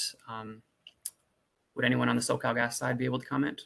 Yeah, this is Crystal Yancey with SoCalGas. So there are currently we have confirmed that there's about 30% of the customer leaks that we know for sure. We've had to, shut off service, and we can't turn service back on until we have the customer has fixed the leak. And then there's a whole host of other leaks that we're still looking at to figure out, how do we show that we've closed the leaks, but we do have a process of following up when we have contacted a customer. So there's more information on that as soon as we can kind of go through we have a proposal on a project right now that we're working on, so that we can include that information in the compliance plan. So at least 1/3 of the leaks for right now, we can clearly identify.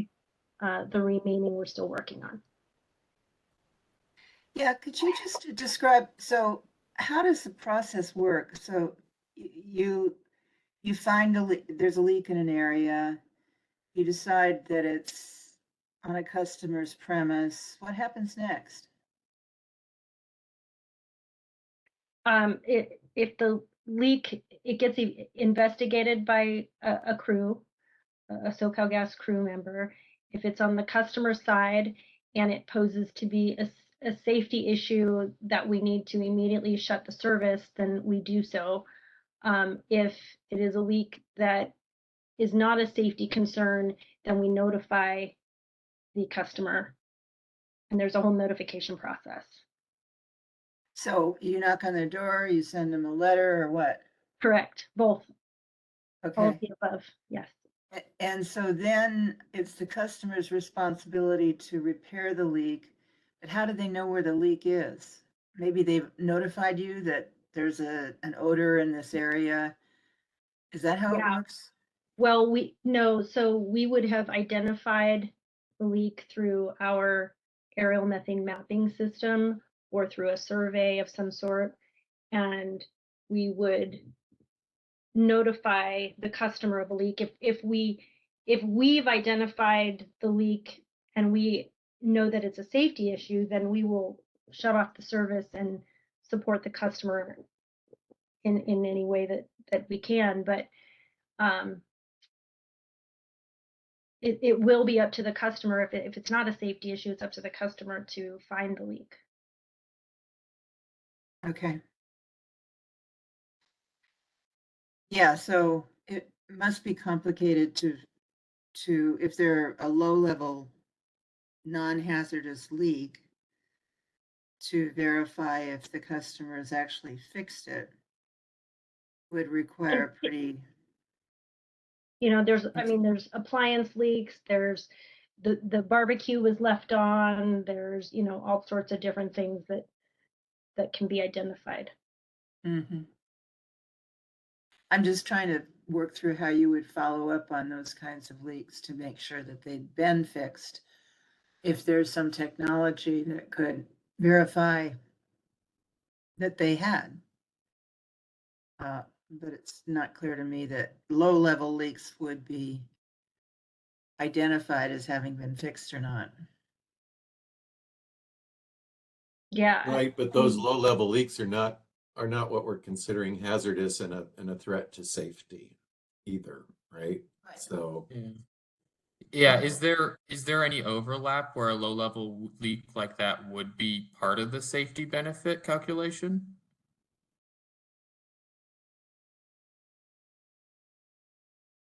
You're asking on the customer side or just in general? I guess specifically on the customer side, I suppose, since we're trying to figure out if it can be verified or not. Right. On the customer side, it's trickier. I guess another thing to consider is that if we're talking about AMM is finding larger leaks, right? It's probably not finding the really small ones.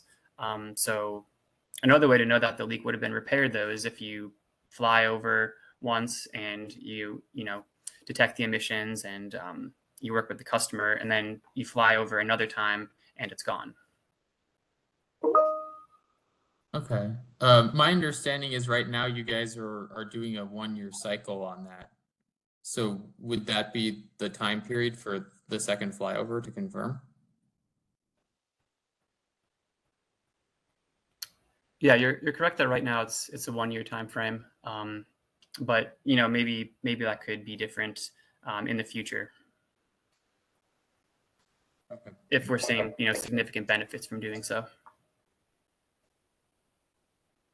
Well, on the hazardous side of things, where you've actually taken the step to shut off the customer's gas, then there will absolutely be confirmation. The customer will want the service to be restored, and they'll contact you and say, I've got the leak repaired.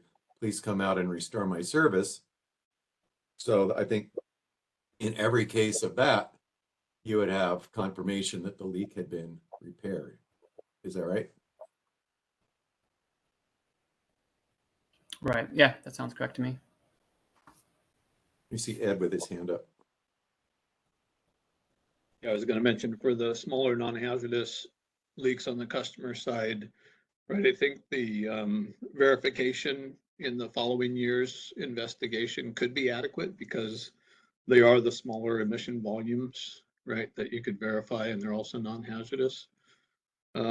We also have a possibility of leveraging our consumption data analytics, and I think Crystal's team's looking into that aspect as well, to answer Renee's questions about technology, right? We might be able to leverage those analytics in order to determine when a leak is repaired, if it's visible in the consumption data. Yeah, I was thinking that too, because I would think you would have some sort of a general baseline per customer, and then you could compare if you notified them of a leak, if there was any improvement in that, because it's wasting their money as well as creating emissions. Yeah, it has to be substantial enough in order to see it in the consumption data. And it also is somewhat dependent on the volume of gas used by the customer. So, Yeah. you know, it's going to be possible in some cases and not in others. And the team's working through that analysis. Okay, thank you.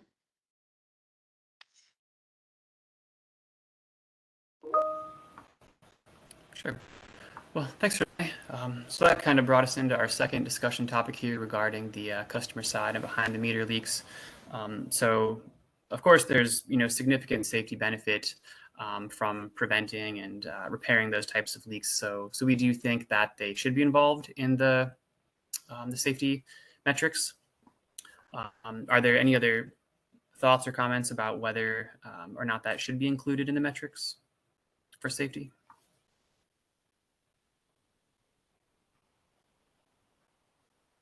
Speaking specifically to include this this as a benefit to be included in the cost effectiveness calculation. Right, exactly. Yeah, for the projects where we are finding leaks on the customer side, again, because we're trying to quantify safety here, we think it would be important to include that to really, you know, capture the full safety benefit of the work. Yeah, in my opinion, this is going in a good direction. Is there more to the presentation, or are we just in a general discussion? Oh, no, I have a few more slides. I was kind of waiting for, yeah. This discussion to end. But yeah, if there's nothing more on the customer side, I can move to the next slide. Yeah. Yeah, I think so. So here we have some more details on the valuation of a statistical life, or the VSL variable. And in particular, we wanted to focus on the fractional value that would be applied to injuries. So in the snippet below at the bottom of the slide, which is taken from the risk-based decision-making framework cited in the first bullet on this slide, you'll notice 0.25 is not listed in the table, but 0.25 is listed in the description of the table as the fractional value that we should use for injuries. So the question that we wanted to pose to the group here was, should we be using 0.25, or is there another fractional value from the table or some combination of them that we should be using? Yeah, no, you raise a good question. The the decision is basically saying you could use either a fractional value of just a quarter. A serious any serious injury can be counted as a quarter of a fatality, or you can use this DOT severity level. I think it's assumed that you have this kind of granularity of information in the data set that you're using that would give this kind of distinction between these 6 categories of injuries. So it's either one is acceptable. Either using the 0.25 and just calling all serious injuries. I think, well, I guess that's a concern. That in this way, you're saying that only serious injuries get counted and that these other ones just fall out. But I think you can kind of see from the table that those are small percentage numbers. If you're going to consider minor and moderate, those are pretty small. So there's not too much lost if you don't have that level of information. Does that make sense? Yeah, that does make sense. So yeah, if we're unable to really parse it between these different categories, we were thinking that just using 1.25, so that'd be the fatality plus the injury multiplied by 11.8 million, which is the statistical value of life, which would yield 14.75 million. And then that would be used as essentially your middle variable in that equation on the previous slide. So you'd have your risk probability multiplied by 14.75 million, multiplied by the number of hazardous leaks that you are repairing or preventing with a particular program. Okay, so yeah, I think you're basically saying you're trying to kind of come up with an estimate of the consequences of one hazardous event.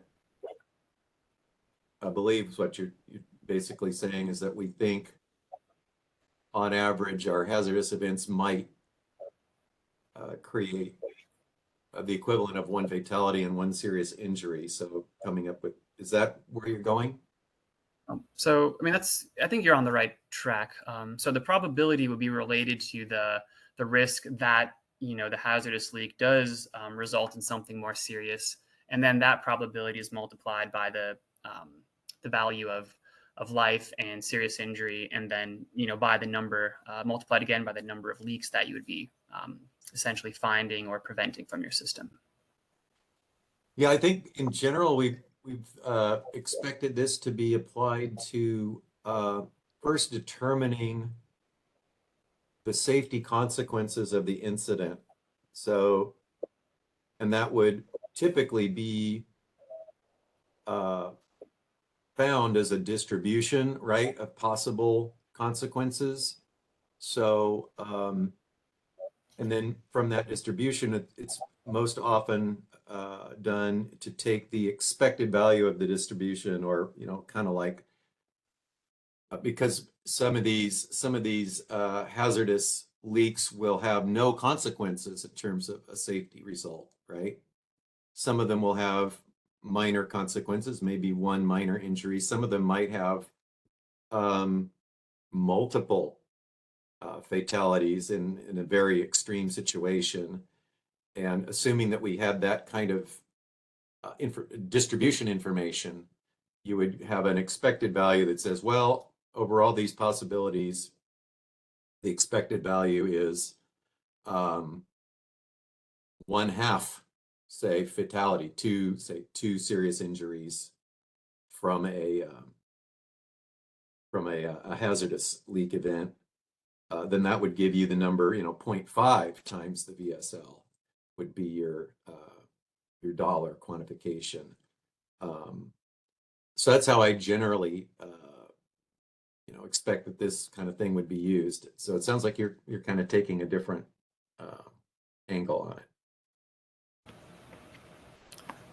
Right. Yeah, it sounds like we have slightly different ideas. So with the idea that you described, how would that be applied to an entire program? I guess, like, let's say, I don't know, distribution leak repair, for example. Yeah, you would have well, overall, the ramp approach is looking at the likelihood that you have a hazardous event. So that's the likelihood side. And that would typically be based on the likelihood that you expect there to be a hazardous leak, right? And that might be based on, hey, we think we get 100 hazardous leaks out of all of our, 100,000 leaks, something like that. So that would be your likelihood that there would be a hazardous leak. So then you've got a likelihood that there'll be a hazardous leak, and then you would look at, well, given a hazardous leak, what's the range of consequences? And that probably has to come from the PHMSA database, because you would yourselves have so very small numbers of situations where that occurred, right? So you could look at the PHMSA national data and say, oh, okay, that gives us a distribution of results, because that data would show that in many cases, a hazardous leak has no safety impact, and in some proportion of the cases, it has a fatality impact, and in some proportions of the cases, it would maybe have multiple, or in some proportion, it has, a minor injury or a serious injury. So you'd have likelihood we're going to have an event times the consequences, the expected value of consequences. That would generate a number of expected fatalities and injuries. Then you have that number times your VSL would be your dollar benefit. Does that make sense? Yeah, I think that makes sense. I mean, I think we are, after you described that, I think we are kind of, pretty close to being on the same page with having, some type of probability multiplied by the VSL to really put a dollar amount on the safety benefits. Josh, can I? Sure. Fred, I just want to clarify. So we are not going to be using the 1.25 in the previous equation for the hazardous probability. And I just want to make sure you don't think that's what we're proposing. Right. No, it looked like you were just, it looked like you might be assuming that the result would be one fatality plus one injury. And I'm saying, no, you need to have a way of coming up with that number. Definitely. So that's actually just what we're using to get to the VSL. So to convert the probabilities into dollar values.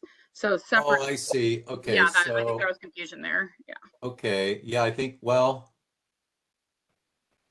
So where the PHMSA data or the risk probabilities or whichever the utilities are using would actually go in that first section of the equation, the risk probabilities, and then that, whatever, I think it's 14.75 million, which comes from the risk-based decision-making framework, would go in that second portion. So the risk probability. Yeah, and then when you apply that, applying that VSL number pretty much says that you have to have an estimation of 1, expected fatalities, and 2, expected serious injuries.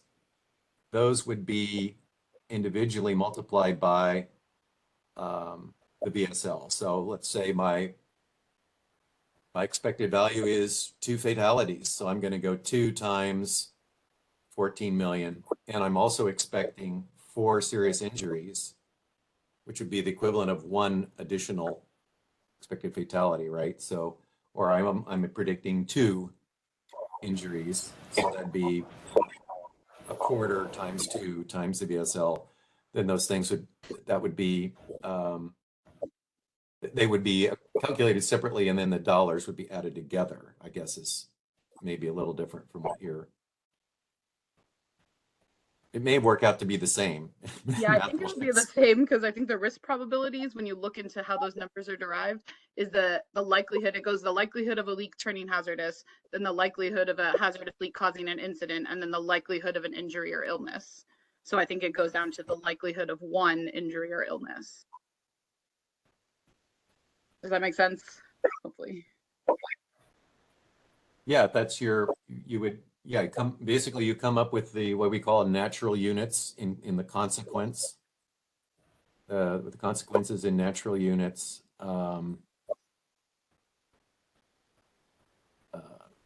Would be some number of injuries and fatalities, and then you just multiply that by the appropriate VSL.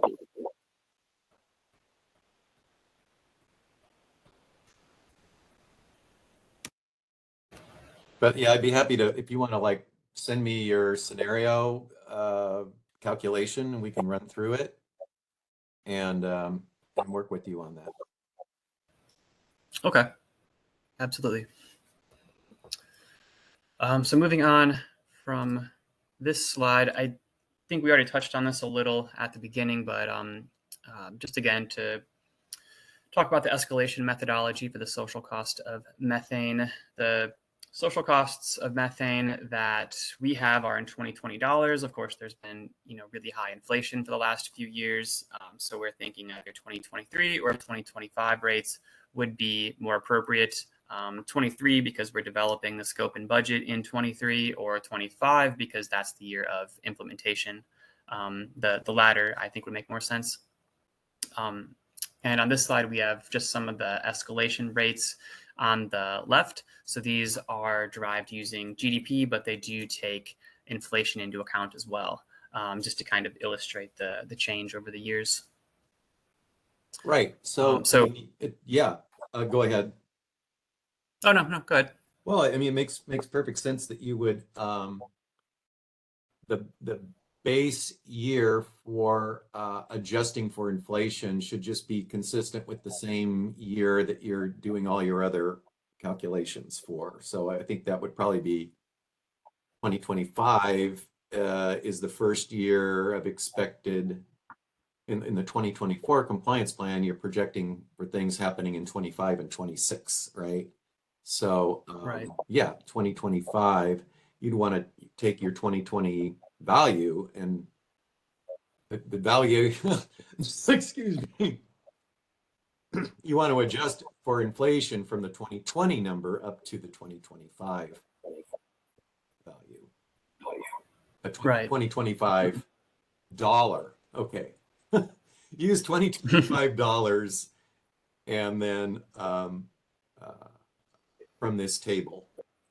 So your table you're showing on your slide is using $2020. So you would want to increase that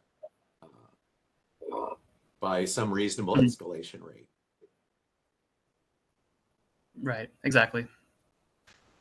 And it looks like your proposal is to use what is this, S&P global escalation rate, and the rate to escalate that into 2025. Or do you have to play each of these rates compounding, or are you doing these one at a time? Is that what I think that's probably what you're saying. To go from 2020, you first need to go to 2021. 2021, you need to go to 2022. So you're going to escalate each year up to the 2025. Yeah, right. Okay. Yeah, that's a great question. I think maybe one of my accounting folks from SoCalGas on the line could maybe clarify that. That's correct. Yeah. Fred, what Fred had alluded to, where we would escalate by year. Yeah. Great. Thanks, Simon. So, and looks like you're pointing out, and maybe this came from Gary's slide, that in 2020 dollars, the social cost of methane number would be $27 per MCF, but that would again be inflated up to 2025 now. Mm-hmm. Correct. Yeah. Yeah, I just wanted to bring this out that make sure we're all on the same page, that this was an appropriate way to handle these numbers. Yeah, with that in mind, I would be curious to hear from other utilities if they are comfortable with this methodology, so that we do have some uniformity. Because we don't want a situation where people put in their compliance plans and they're using different social costs of methanes because of different inflation methodologies. Could I just ask a question before we get their responses? I'm interested. I'm not clear on, do we start with the number of $27 per MCF in 2020 and then add the 1.3 and then the 4.5, et cetera? So that $27 would be escalated by 1.3 to start with and then by 4.5%. Is that how that works? I can probably poke in here. This is from my slide, and I put that initially just to demonstrate an increase. On the left was the table that we had from the decision. They used $2007. It was just to demonstrate how much the social cost of methane has changed due to inflation. So in this case, if they were going to submit a compliance plan for the year 2025, they would use the 1700 number that you see on the 2025, and then they would escalate that based on the inflation rate. Right, that's good to point I out see, because yeah, okay. the year 2025 is a break point in this table where you're jumping ahead to a higher value to begin with, and then that would need to be inflated to from $2020, $2025. Yeah. Okay, I got it now. Thank you. Yeah, it is confusing because there's actually two things that are escalating the social cost of methane. There is the inflation rate, but then there's also just the fact that the federal government expects that with each year, the social cost of methane is going to increase regardless of inflation rate. If that makes any sense. Yeah, that does. Yep. Yeah, this interagency working group calculation was that a methane reduction in the future, because the total gross domestic product, or the gross product of the economy will be larger in the future, that a unit of methane saved would have a greater impact in those future years, irrespective of inflating it by the expected rate of inflation. That's how I understand it. And I think we had a CARB economists agree that that's the situation. Quick question. When I see your hand. Oh, sorry. Go ahead. No, I didn't have my hand up, so. Up to you, Win. Okay, yeah, we'll do Win, and then we'll let Christopher speak. Oh, I think we have a couple people with hands up. So I think we'll go to the people who have their hands up, and then Chris can have a turn. Win, do you have something to say? Yeah, Josh, can you go back to the benefit? I raised my hand and we moved to the social cost, but I would like to go back to the safety benefit. The table, yeah, that table, I saw the risk probability.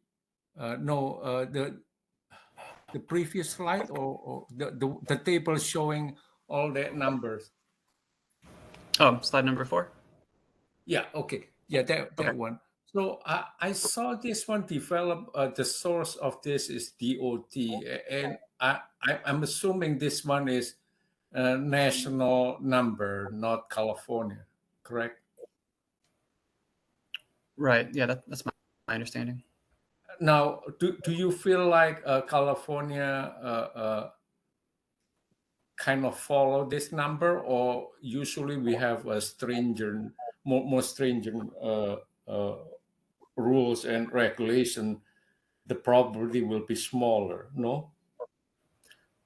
I mean, that's a hard question. Yeah, I'm not sure how it would relate to the national numbers. If there were, California numbers, then we could propose using those as well. But I think right now we're just aware of these national stats. Okay. Now, before AMM, I assume you have also some kind of detection either through survey or something else that allow you to know that something not quite right going on either through the consumption level, why this household kind of high in the consumption for several days or weeks, something like that. If so, relaying back to what Nadia said earlier, that something dealing with incremental. So if you have a previous method or methodology determining something hazardous could potentially cause injuries or life loss. In this case, the AMM should be incremental benefit or what? And then also, how do you decide if this one purely from AMM or somebody already report to you and then you confirm it with AMM? I'm not so sure about that one. Okay, so are you concerned about AMM detecting a leak that maybe was already found on the ground? Yeah, that is Yep. first, and then second, if somebody already report and then you go out there sending your AMM confirming, can you claim credit that this one is detected by AMM? So if we find a leak, if we first find a leak on the ground and then we fly over and we find the same thing and we confirm in our follow up that it was the exact same leak, then we would just count that as a leak being found by walking survey, not discovered by the AMM flyover. You have a mechanism to decide that this one is from survey, not from AMM. Yes, we're able to cross-reference to make sure that if it was already identified by walking survey, then that is a walking survey identified leak as opposed to an AMM identified leak.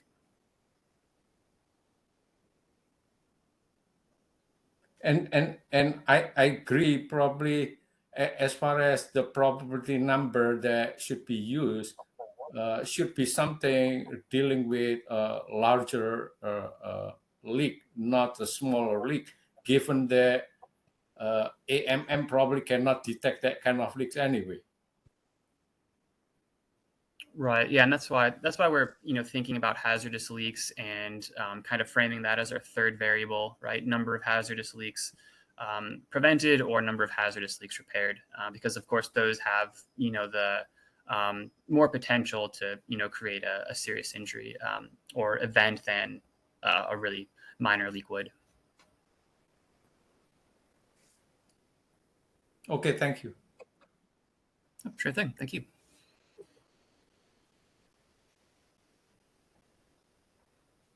All right, I think there were a few hands. I can't see them. I see a few hands. I think Jennifer's had her hand up for a while. So if Jennifer would like to speak. Hi, this is Jennifer Lee. I'm a staff at the Office of Economic Analysis at CARB Air Resources Board, and I just want to point out this social cost of methane, the dollar value. We're using for the CARB regulations. We're using the State of California Department of Industrial Relations Consumer Price Index to adjust the dollar value. So I just want to. I'm not saying that there's no other method, but I just want to say.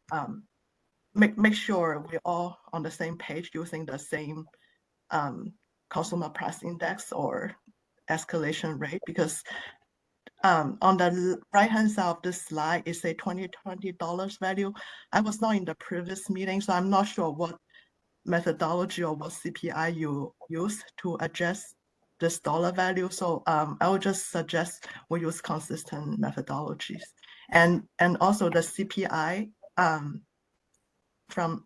it's like historic value. We don't have a projection from the Department of Industrial Relations. Okay, thanks for mentioning that. Yeah. So do you happen to have rates that that CARB is comfortable with, or something else that we should be looking at? We just say we're for our regulations, we use the consistent methodology. We use the California Consumer Price Index because the U.S. Consumer Price Index will be different to the California one. So we're using California specific. So I think the message is that we need to have consistent methodology when you compare all these proposals and things. Okay, understood. Yeah, we'll take a look into that. Thank you. Thanks. Yeah, just to give a quick context for the table on the right, this is something that was provided to us from a CARB staff. This is from an interagency federal working group. Originally, it was done in 2009, where they created this table estimating the social cost of methane. And then in 2021, they went back and they just applied some sort of inflation rate. I'd have to look at the studies again to see how they did it. But they applied an inflation rate to adjust that same table. Okay, so if it's from the CARB staff, I believe it is from the Consumer Price Index for California. So we adjust the 2007 value to 2020 value using the CPI, California CPI. Oh, interesting. Yeah. Okay.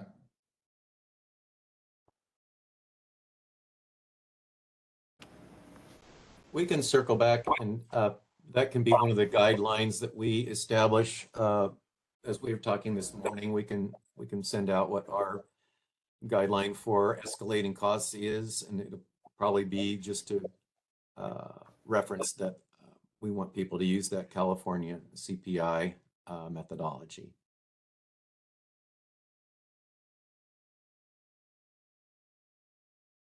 I know Chris has been waiting to speak for a while.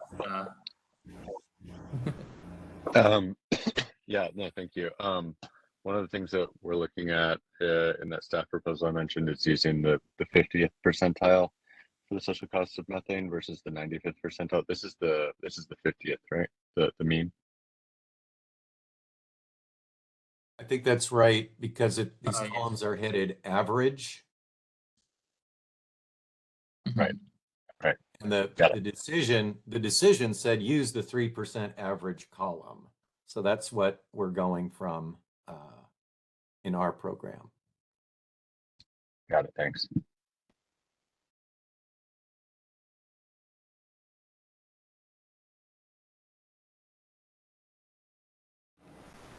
All right. Are there any more questions on this one? We just have one more slide left, and that's the end of our presentation. Yeah, I did actually, just real quick, I want to point out that Dan Liu very helpfully posted what I'm guessing is the source of this chart. Yes, yeah. So Dan Liu very helpfully posted the source of the chat of the chart in the chat if anyone is interested in looking at it. Oh, very helpful. Thank you. You still have my hand up, and I think some other people do too.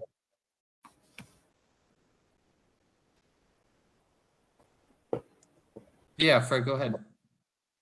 Yeah, on a previous slide, we were talking a little bit about whether there is a consideration of the California value of statistical life. I think that's what Wynn was asking about. In the commission decision that established using that for to quantify safety benefits, I believe we have an allowance that if a particular utility believes that the national VSL should be adjusted to consider different conditions in California, that they can propose that adjustment, and just give their rationale, what they use to say, well, that they think that there should be a modification to that number. You can certainly go ahead and use the DOT number, but there is, I believe, provision to alter that if you have a good case. Okay, appreciate that, Fred. That's helpful to know. I took a note of that. Obviously, it would only be in your interest to do that if you thought the California value should be higher. Right. That's exactly right, Fred.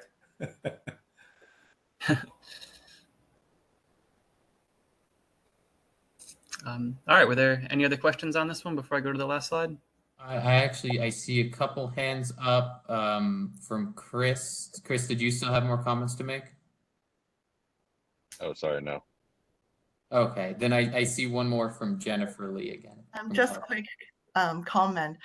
We for CARB rulemaking, we have statistical live value for our rulemaking. I can send you the reference, maybe, just for all the CARB rulemaking, we have a number and the data sources. That is super interesting. That might be something that a I can send you utility. the PUC colleague, and then as a reference document. Yeah, that might be of value to our gas companies if they're interested in an alternative. Right. Thanks, Jennifer. Appreciate that. Okay, I think we've gotten all the hands. Gary, do you see any more? I do not. I think you're good to go. All right. So this is the last slide we had, and while we were on the topic of developing the 2024 compliance plan, we just wanted to briefly discuss the delayed resolution impacts on SoCal and SDG&E. So for both companies, we received a resolution of our on our 2022 compliance plans on June 29th, 2023. So right now we're ramping up our projects, and we have little or no data in some cases from the 2022 compliance plan projects, but we're working on developing our 2024 compliance plan. So really the question here is how does SPD plan to evaluate the 2024 compliance plan, considering there was this unforeseen delay and the resulting lower levels of data from the 2022 projects? Yeah, that's a great question.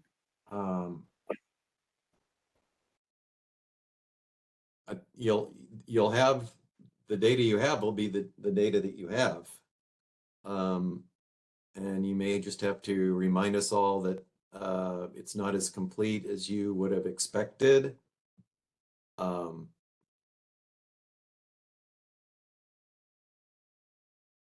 I don't know what else to offer this point.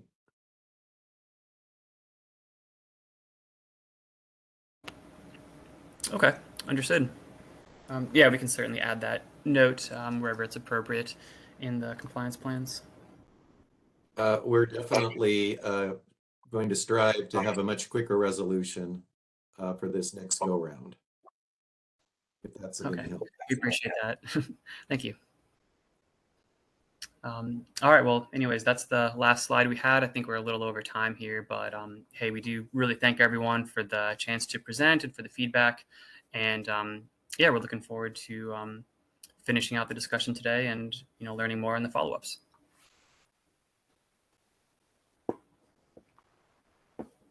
Thank you, Josh. All right, thank you so much, Josh. I'm gonna take over again. I had made a slide with some questions regarding safety benefits for discussion. I know we're already kind of about to go over time, but I do want to see what the general feeling is, if anyone has any comments on any of these questions. First off, should a safety component be incorporated into cost effectiveness calculations of submitted compliance plans? Secondly, should a safety component be considered for all measures in a compliance plan or just a select number? Thirdly, should the safety component be included in the standard cost effectiveness calculation? And that would mean that would be applied to basically everything else, or should we have a fourth additional cost effectiveness calculation developed that's in addition to the three that we've presented beforehand? And finally, is there any sort of weighting that should be applied to a safety component in the calculation? I'd be curious to hear if anyone has any opinions on any of these four questions.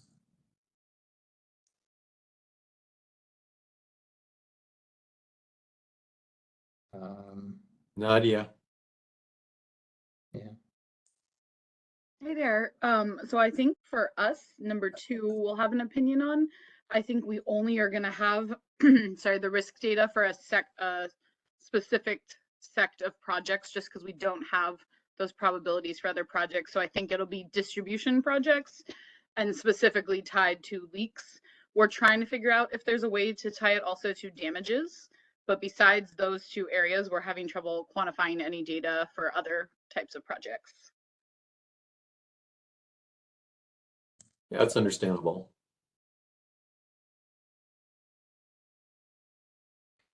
I would be curious to hear from other utilities such as PG&E or Southwest Gas what their thoughts are in terms of incorporating safety components into their compliance plans, if they have any plans to do so, or if they're satisfied with the current cost effectiveness calculations as are.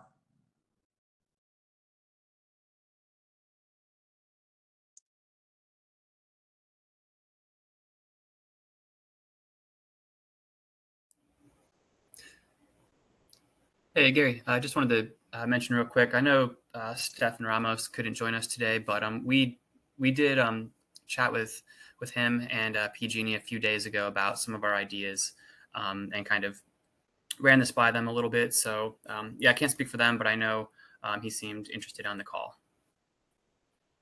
Okay, thank you for passing that down.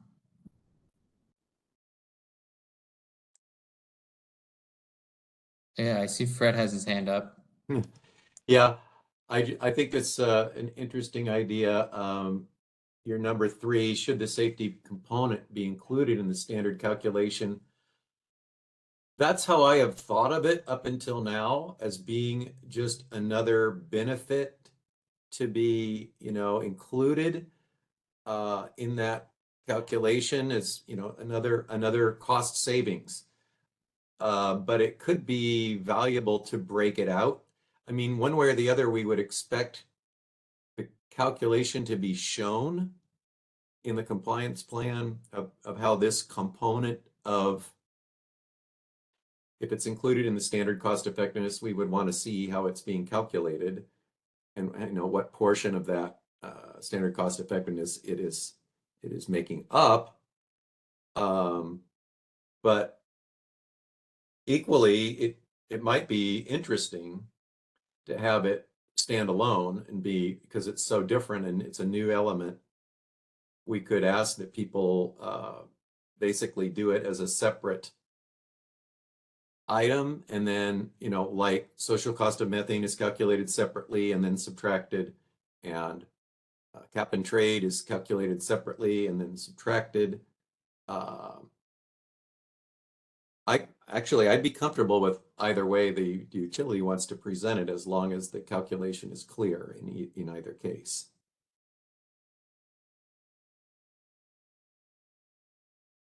I see a hand up from Jean from Energy Division. Yeah, I think I would prefer to see it calculated separately, since the focus of this is on leak abatement.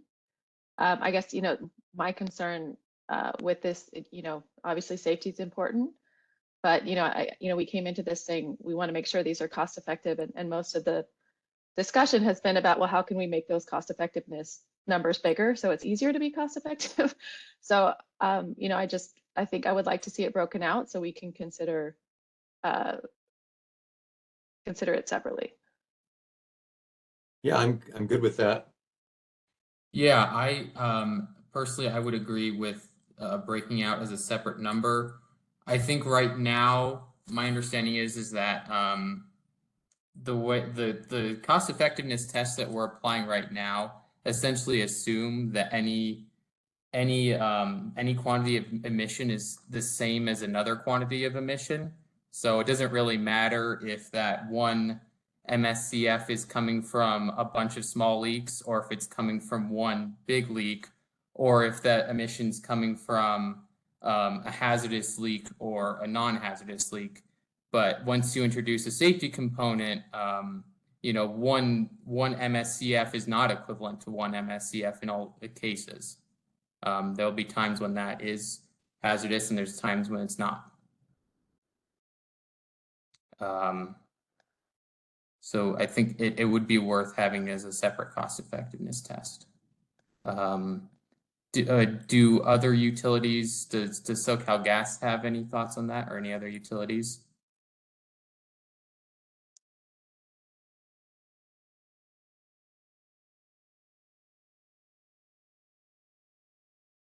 I see Jean has her hand up.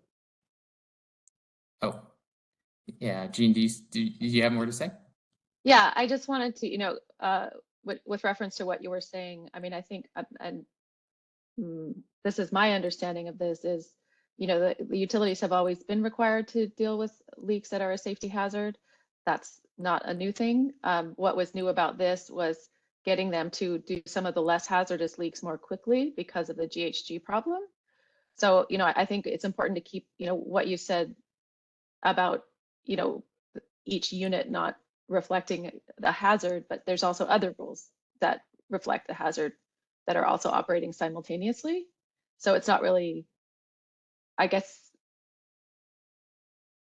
from my perspective, I think this is a margin, would be maybe some marginal safety improvements on the already existing safety rules that the utilities have always been required to follow. Yeah, understood. Well, I think this probably has come up, especially in the context of the aerial mapping program, where all of a sudden we're not talking about a leak that the utility is required to repair immediately. It's like, oh, we just did an aerial investigation and we found potentially hazardous leak on the customer side. We would not have, might have discovered it through their regular practice, but they're not going out looking for customer leaks with their normal survey. So this is opening up the opportunity to find leaks that are hazardous to the public that have a safety benefit.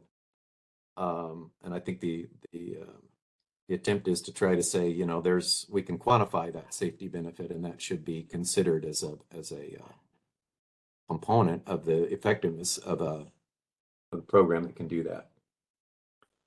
Jennifer Lee put something in the chat, and Ed has his hand up.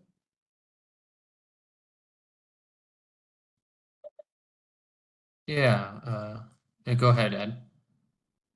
Yeah, Fred, I was just going to share, it might be helpful to contemplate, that while the utilities, have their safety programs, as we've gone down this journey of reducing the non-hazardous emissions from the system, we are developing an understanding of other potential benefits, right, that are co-benefits to reducing the emissions from the system that have this added safety benefit.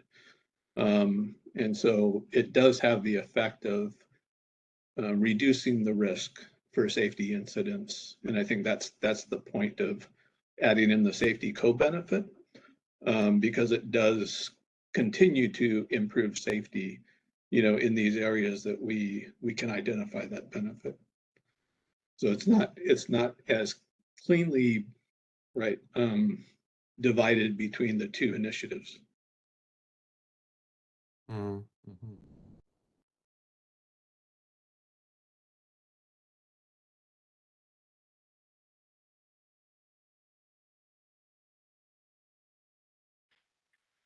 All right.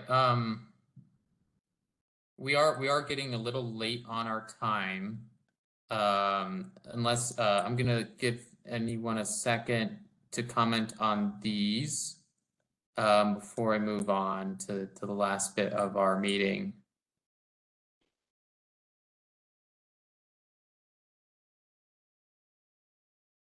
I don't see any additional hands up.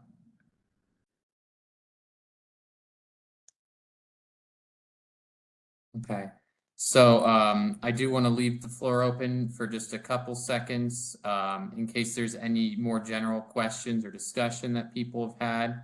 I know we've had a pretty fruitful meeting so far. Are there any other more general comments, discussions related to the NGLA program?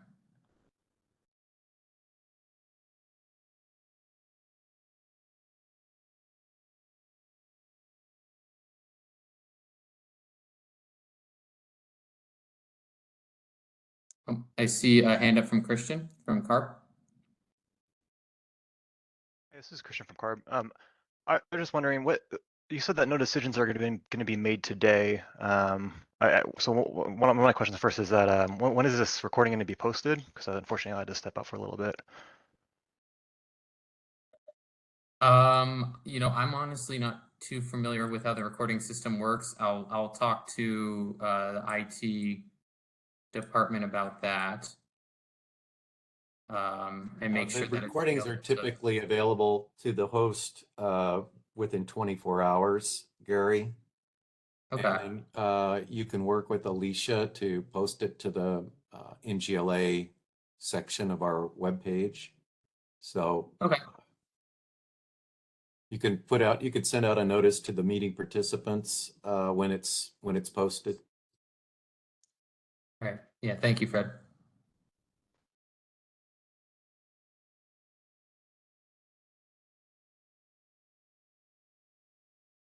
Also, Gary, I want to be sure that there's a lot of valuable links posted in the chat, and I think we can receive the contents of the chat from IT at the end of the meeting. I don't want to lose those. Yeah. Just a copy and paste of the chat here. Yeah, I can copy and paste unless if it isn't saved otherwise. Yeah, go ahead. Yeah, go ahead and copy it yourself, just in case we have some difficulty retaining that. This is IT, Francisco. You could also go to File, Save As, Chat. That's another way to save chat. File, save as, chat. Okay. All right, thank you very much. I see a hand up from Renee. Yeah, I was just, I think Jennifer raised some questions in my mind about the values in our tables and that were presented today. And so I just wanted to make sure that we do update with whatever CARB is using. I guess I assumed that we were already doing that since CARB is a co-leader of this effort. But these values, whatever we update, we should try to clarify that we are using the inflation rates for California as opposed, or whatever CARB is using, I guess is the proper way to phrase that. So I'm just making that comment. Mm-hmm. Yeah, Renee, I think this is something we can send out around the Thanksgiving timeframe that we were talking about sending some guidance.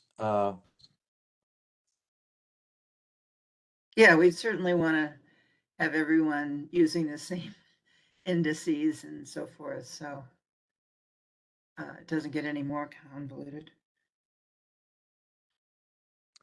Yeah, so in terms of closing thoughts, does anyone else have any last minute comments or discussion that they would like to bring up? Otherwise, now would be a good time for us to move on to some closing thoughts and what we plan on doing going forward. I think we're kind of near the end of our discussion period, so I'm gonna move on to just the last bit. Some closing comments. As Fred had said, we do plan on working with Energy Division to develop guidance.